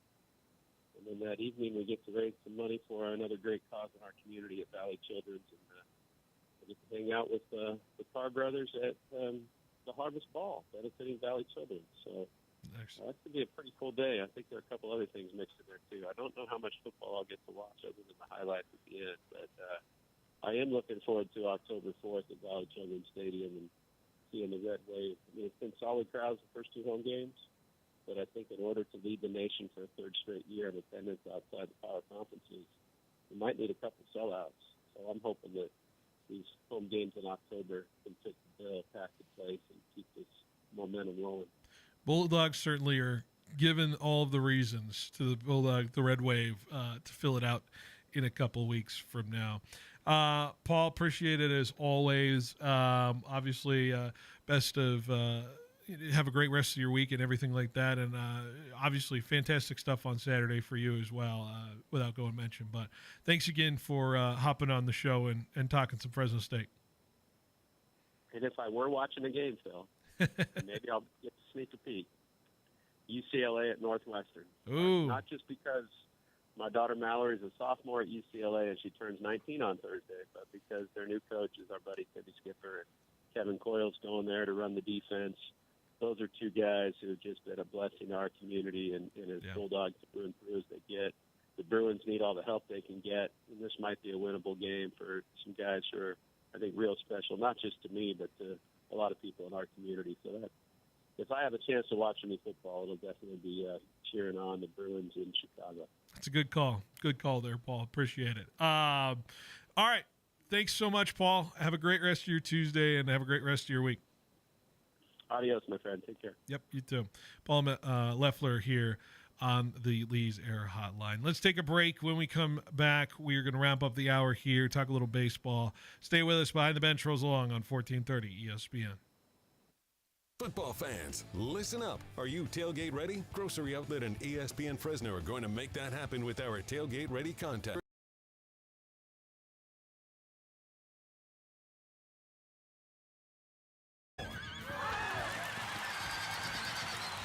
October 10th, then October 12th, 2 explosive months. Table Mountain Casino, Coors Light, and Coors Banquet. Buy tickets at FresnoFair.com. See you at the Big Fresno Fair. Want to work somewhere fun, flexible, and rewarding? Me and Ed's is hiring. We're looking to expand our team with full and part-time positions at over 40 locations. Join our growing company as a delivery driver or valued team member today. For more information on job descriptions or to apply, go online at meandeds.com or visit your nearest location. Me and Ed's is hiring. Fill out an application. Fall has arrived at Patrick James, where style meets tradition. Come in and see the latest items from the brands you love. Peter Millar, Robert Graham, Faraday, and True Grit, just to name a few. Stop by and experience our brand new shop-in-shops featuring Johnny O and the very first Martin Dingman shop west of the Rockies. Discover finely crafted apparel, exceptional service, and a locally owned store that's been serving the Valley for generations. Patrick James, where looking your best begins this fall. At Citizens Business Bank, we've been taking a personal approach to banking for over 40 years and are consistently recognized as one of the top performing banks in the nation. Hi, I'm Susan Woosner, Senior Vice President and Manager of Citizens Business Bank in Fresno. We believe in the importance of building long-lasting and genuine relationships with our customers. We want to provide you with the solutions you need to grow your business because your success is our success. Citizens Business Bank, member FDIC. Are you a business owner struggling to understand how cloud technology can help your business? Are you in need of computer and technology support for your employees? M-Cubed Technologies is your solution for fully managed IT services. 24 hours a day, 365 days a year. M-Cubed will be your partner in the digital world, allowing your business to carry on worry-free. We specialize in cloud hosting, Microsoft 365 management, general IT support, and VoIP phone services. Call M-Cubed Technologies today to discuss our partnerships. Hey Bulldog fans, Lynn's Restaurant Group, a proud partner of Fresno State Athletics, has launched a brand new app. With over 8 locations like J-Pot, Ramen Hayashi, and Hino Oishi, the app brings all your favorites together in one place. Order ahead, skip the wait, and earn rewards every time you dine. Whether it's game night or family night, the app has you covered. New members even score $5 in LRG credit just for signing up. Download the Lynn's Restaurant Group app today and start earning with every visit. Go Dogs! Attorney Joe Cordell. New school, new job, new home. Change is hard and can leave you feeling isolated. And divorce delivers one of life's hardest blows. The relationships you counted on are suddenly gone. But you don't have to walk through this alone. For more than 30 years, Cordell & Cordell has guided men through the challenges of divorce. You're not alone. Call Cordell & Cordell. Schedule an appointment with one of Cordell & Cordell's California area attorneys. 1455 Frazee Road, Suite 500, San Diego, California, 92108. CordellCordell.com.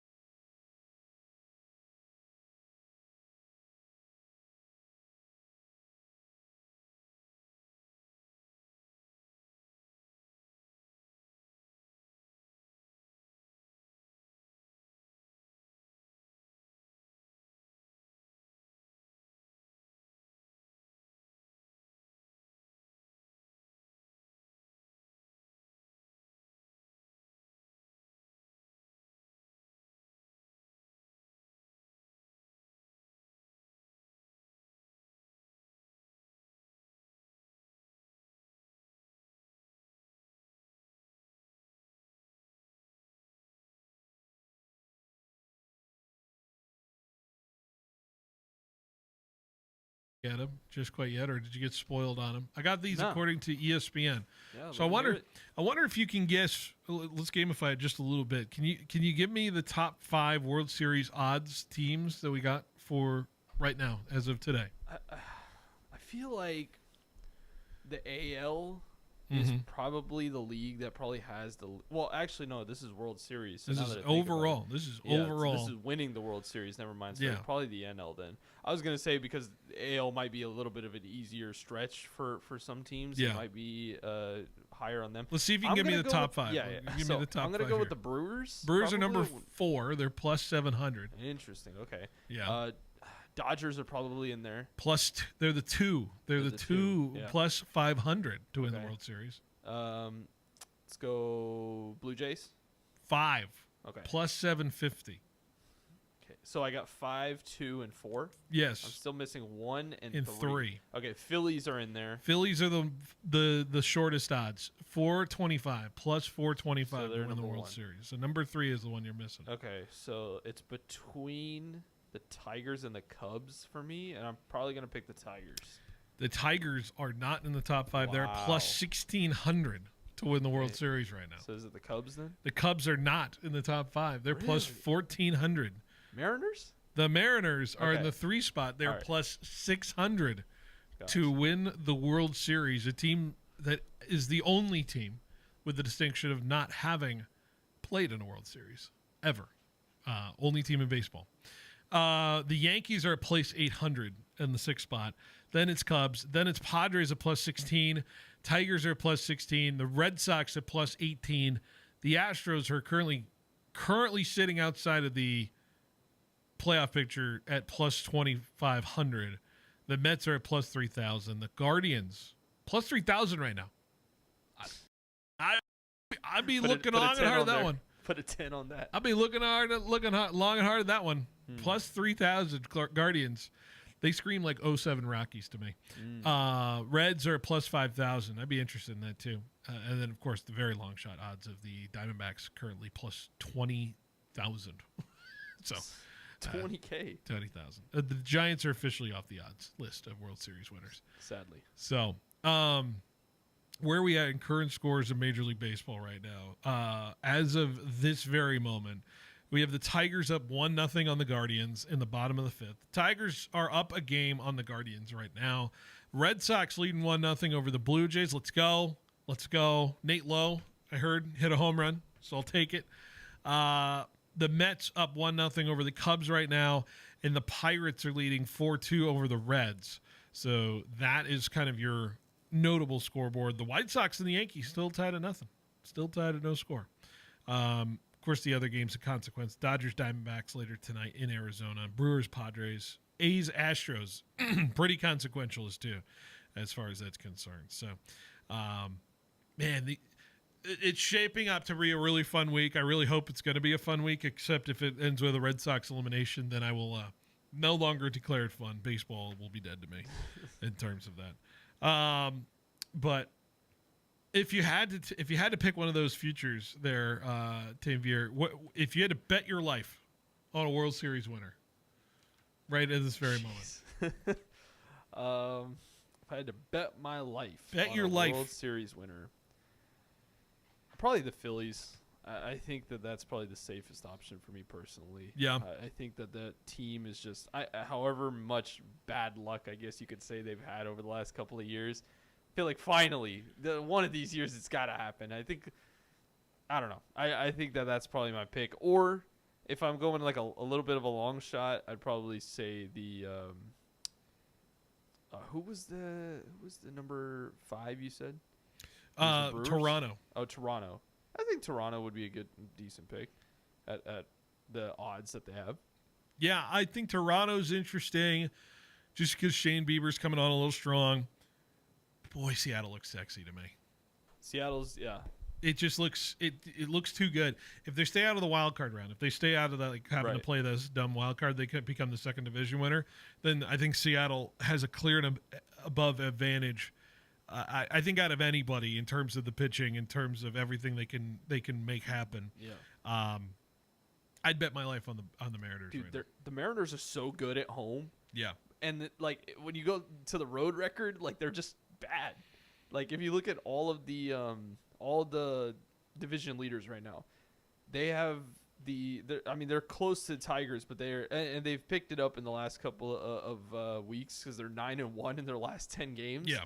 But earlier, like before this stretch, they were pretty bad in the away record. So if the Mariners can get one of those top 2 seeds, I think it's definitely in their favor to make a long run. Man,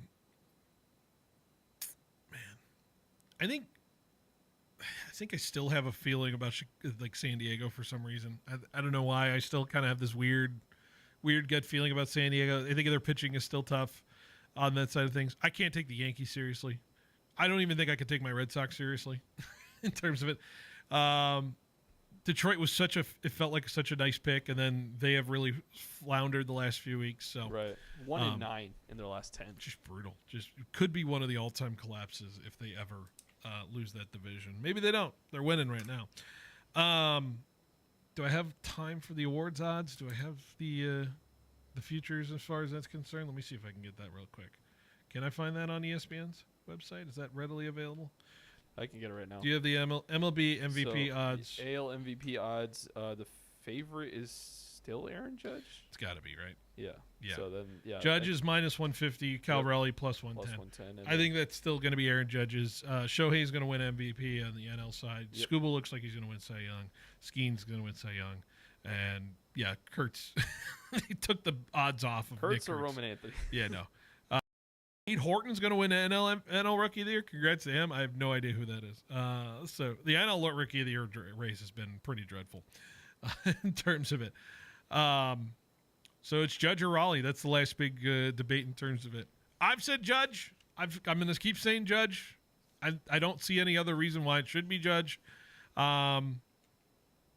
I think people are misguided when they think Cal Raleigh's going to win an MVP. And if he does, it might be like a Joel Embiid situation. Let's be honest with you. That's where I'm going to go with it. I'd give it to him. You'd give it to Cal Raleigh? I think it's just unprecedented with the position that he plays. Unprecedented versus who's been better is what I ask and argue for. Who's been the best player? Okay. Let's take a break. We're going to find out where Ace is. And we're going to have him coming up next here on 1430 ESPN. One more hour before we send you to Giants baseball. Coming up next on 1430 ESPN Fresno, the Valley's locals. Your Fresno State Bulldogs are fighting for that Mountain West championship. There's nothing better than rooting for your Bulldogs as they battle it out on the gridiron, representing your city of Fresno. Bring the whole family and get loud cheering on your Bulldogs at Valley Children's Stadium all season long. Be sure to check out GoBulldogs.com today for information on special events and to grab your tickets for upcoming home games. Go Dogs!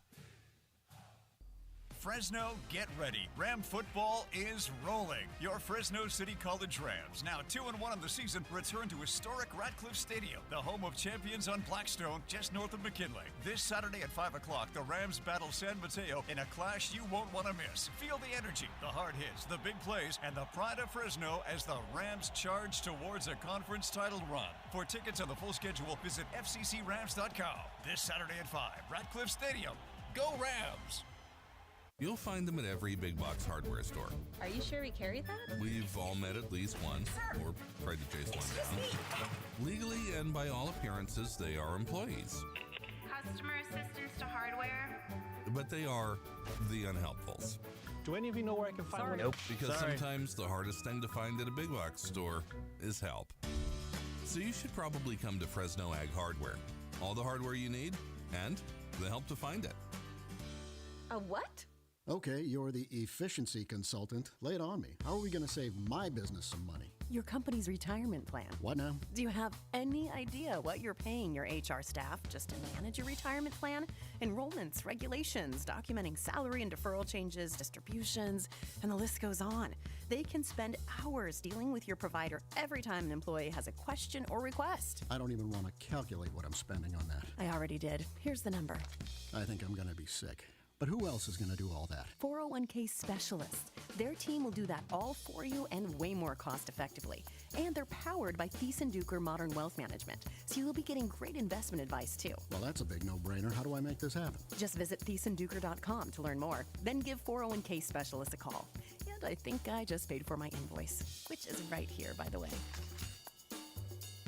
The advisors of Thiessen-Duker Modern Wealth Management are registered representatives with and securities offered through LPL Financial, member FINRA SIPC. Football fans, it's Phil Benotti here with Behind the Bench. Big thing I think about with tailgates is the food, and the best place to get ready for it is visiting Grocery Outlet in Kerman, Sanger, and Fresno Southeast, Downtown, and Northwest stores. Stock up and save big on quality meats, snacks, drinks, beer, and wine, and same quality as the big chain stores, but at lower prices. And while you're there, sign up for the Tailgate Ready contest to win a pair of tickets to each Fresno State home game and $100 for your tailgate only at participating grocery outlet stores here in the Central Valley. It's football season, and your headquarters for game day gear is at the Sports Station. Check out their new location next to Women's Macy's inside Fashion Fair Mall. From official NFL jerseys, hats, and accessories for the 49ers, Cowboys, Raiders, and Rams to Fresno State apparel that shows your hometown pride, the Sports Station has it all. Whether you're cheering on the pros or repping the dogs, get merchandise you need to look game ready. Gear up now at the Sports Station next to Women's Macy's inside Fashion Fair Mall. Looking for a little extra relaxation in your day? Discover the natural way to unwind with Valley Pure Cannabis. Whether you're seeking calm after a long day, a boost in creativity, or just some quality me time, Valley Pure has the perfect strain for you. Our premium cannabis is grown with care and crafted to deliver top-notch quality. Visit us at one of our 5 locations, or check us out online at valleypure.net. Valley Pure Cannabis, where relaxation meets quality. Your home for high school sports. 1430 ESPN, the Valley's local sports leader. KFIG Fresno is Sports Center. I'm Christine Lisi. The Tigers looking for a little more breathing room in the AL Central, visiting the Guardians, who are currently just a game back. Detroit ace Tarek Skubal working on a one-hitter. He and the Tigers leading Cleveland 1-0 top 6. Pirates up 4-2 on the Reds, bottom 5. Cubs have taken a 2-1 lead on the Mets, bottom 1. New York and Cincinnati tied for the final NL wildcard spot. Kyle Schwarber, 54th home run of the season. Otto Kemp, 2-run blast. Phillies lead the Marlins 3-0 bottom 4. Phils trail Milwaukee by 2.5 games for the top spot in the National League. Yankees up 1-0 on the White Sox, top 3. Red Sox leading the Blue Jays 1-0 bottom 3. Toronto's up 2 on the Yankees in the AL East, and for the top spot in the American League, Boston is holding on to the second AL wildcard spot.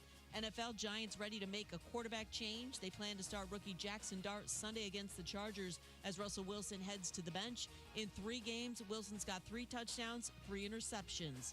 Unsportsmanlike co-host Chris Canty. The New York Giants had to put somebody out there, a quarterback that gives this team a chance to be competitive, because it ain't Russell Wilson. So I think they made the only choice that they possibly could, which is turning it over to Jackson Dart, the future for the New York Giants at the quarterback position. Chris Canty on Freddie and Harry. Massive blow for 7th-ranked Oklahoma. Quarterback John Mateer will have surgery tomorrow on a broken bone in his throwing hand. Timeline for recovery, about a month. Michael Hawkins Jr. starts OU's next game on October 4th. Oklahoma State fired longtime football coach Mike Gundy. His buyout's $15 million. Hey, this is Rich Eisen. Coming up Wednesday, Hall of Famer Kurt Warner, Syracuse head coach Fran Brown, Grammy Award winner Zach Brown in studio, plus NFL Power Rankings. That's the Rich Eisen Show on Disney+, plus the ESPN app, and ESPN Radio.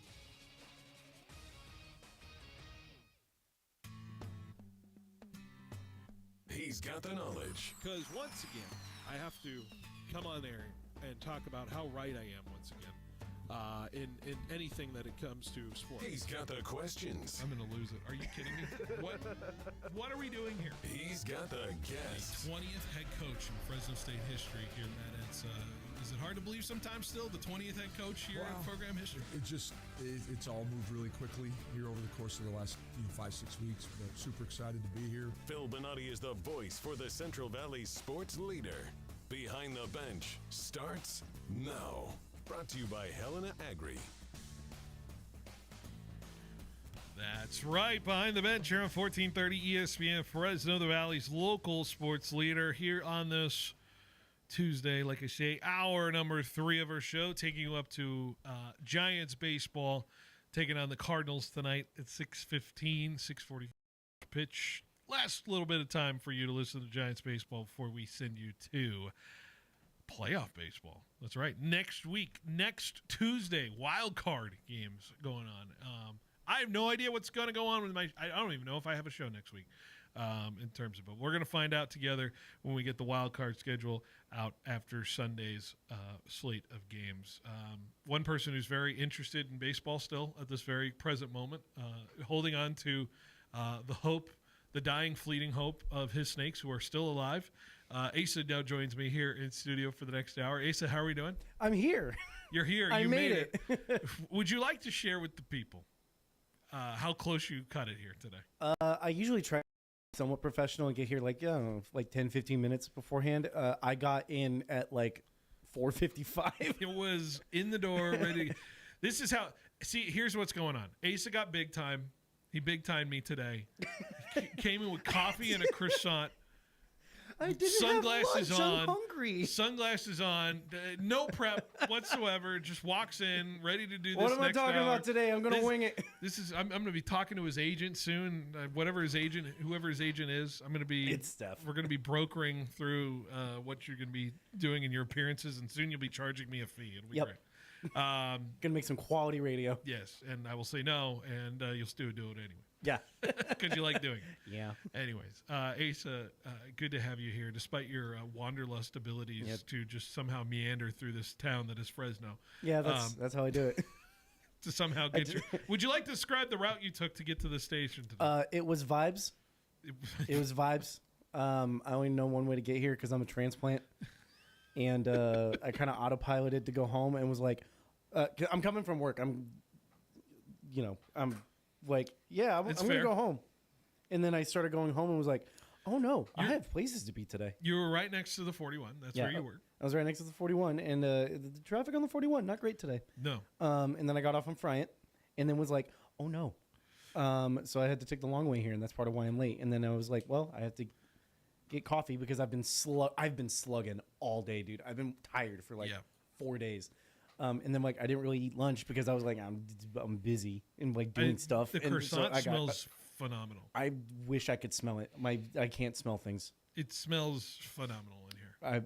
You know what? Which is great because usually you complain that it smells like cinnamon. Yeah, you better eat it before the second break because I'm going to eat it then. Yeah, I know. I'm sorry. I'll cover it up for you. I can't even. It's covering up will do nothing. Smell permeates all. He can't smell it. He's in the booth. It's going to get I'm just you. hungry. Oh, what is it? What is it going to be? Is it going to be like? You open the door. You're going to get a walk. Is it going to be like the steam fingers from the 1940s cartoons where it goes under and then it grabs him by the nose? He's shaking his head. Yes, and it hugs my nose. Yes. Like a pie on a windowsill. Is that such a bad thing? Nah. The warm embrace of a nice Dude, smell? honestly, I hope that's how I go out. I hope I get taken by good smells and they bring me to I don't know, a Disney villain, and then I thought I was gonna go somewhere with this. I'm very sorry. I thought he was just gonna get I just get stabbed by a donut. I don't want to bring. What is going on? I wanted to say that, but I wasn't sure if I was gonna get in trouble or not. No, what I had in my head was gonna get me so much more in trouble, and I'm not gonna say it because my what is smell that can kill you? And then I went to mustard gas. And I thought, what if that smell was way more pleasant? And now I'm not going to go there any further. So, we're not going to explore that one. Tigers just took a 2-0 lead over the Guardians. I'm keeping an eye on this baseball stuff, man. This is insane. This whole finish to the baseball season. Anyway, snakes are kind of alive. Your snakes are kind of alive, and it's going to be interesting to see a watch down the stretch in terms of it. Who's your MVP, Judge or Cal Raleigh? Heart says Cal Raleigh. I know that Judge is going to win. So you feel, you say heart says Cal Raleigh, but I want to know where you legitimately feel like it's. I feel like it should be Cal Raleigh. What's Aaron Judge's bit? He hits home runs that are just. I mean, that's his bit. I get it, but he also does get on base infinitely more times than Cal Raleigh does. I'm not here trying to defend a Yankee. I'm just trying to defend a Fresno State Bulldog. I'm also into that, but I don't know. Cal Raleigh would be the first MVP ever to bat below 250. Is that his average right now? That's where it is. Yes. No way. He'd be the first outside of any pitchers who ever had batting statistics. He is the lowest batting average MVP by far. That's crazy. And I just don't feel I don't feel like that is enough for me. That's just quite simply where my math goes in my head. In terms of it. So, is that an archaic argument, Tanvir, or do you feel like because everyone comes up with this argument of, well, batting average doesn't matter because this day and age of baseball doesn't covet the batting average aspect of it. But to me, it's when you see an MVP stat line, it tells me everything about what's going on with it. I just think of other MVPs in other sports, when you know what the player is doing that is in the benchmark of other players and how they won, it just doesn't scream to me that Cal Raleigh stats, despite the homers, despite how crazy it is, doesn't scream to me that it is an MVP season. I mean, it's a fair argument for sure. I think when you were talking about the whole Embiid and Jokic situation, this being kind of it's the stats versus the story. Yeah, and so, I mean, I'm gonna lean story for this one, of course. Fair. But that's just me. I'm sorry. I'm not gonna feel mad about any other way. I get it. I'm not gonna feel mad either way of wherever it goes. But I will say now a precedent will be set if Cal Raleigh wins the MVP. Just pointing that out. Oh no. I for one love the sanctity of awards, even though we know it's a cesspool of just horrible takes. Right. We just had Ballon d'Or. Including mine. Yeah, we just had Ballon d'Or. We already know what the NBA's done the last 20 years or so in terms of it. Although Steph Curry, valid MVP. Anyways. All right. We have you on to talk about some other things in terms of it with sports. And you and I, Asa, we watched Fresno State on Saturday. Into Sunday morning. And I got to imagine that was the latest you stayed up in about 5 years? Not 5 years. But yeah, in recent memory, 100% easy. I feel like you were handling it pretty good. Oh, yeah. I mean, listen, I used to be made to stay up like late. Like I'd go to bed at like 2 or 3 in the morning, right? The game that used to be my thing. You're telling me the game hasn't passed you by? Not quite. It's still in my DNA. So like I could stay up fine. It's just like I gotta if I can like hammer through like 10 o'clock, 10:30. That's about like if I'm gonna fall asleep, it's gonna be there. If I can power through that, like I'm up. Okay. Steph staying up on the other hand, that was a different story. I didn't think she was gonna make it. No chance. No chance I had it. I was gonna take the odds in terms of her falling asleep. Third quarter, we're gonna look over. Gone. Yeah, she's just done. But yeah, I mean, it was Saturday into Sunday. I passed the Hawaii test. God knows, I don't think I've ever actually watched a Hawaii game in Hawaii. No. Yeah. You didn't watch 21? Were you not locked in on 21? I think that was when me and Steph first got together. That was the Buffalo Wild Wings game. Was it? Yeah, whatever it was. I don't know. I wasn't there. I was in Minneapolis. Oh yeah, you were. Oh yeah, that's right. You were. Yeah, we all went to B-Dubs and we watched the game, and it was what the hell was even that? Yeah. Because as Steph has told me many times, Hawaii is always the weird game. By the way, how are the cookies? They're gone. They're gone? Not all of them. The caramel the apple ones are still there. They're hanging around. I'm trying to save those. Chocolate chip cookies never had a chance. For people catching up here, Asa required people to bring flowers or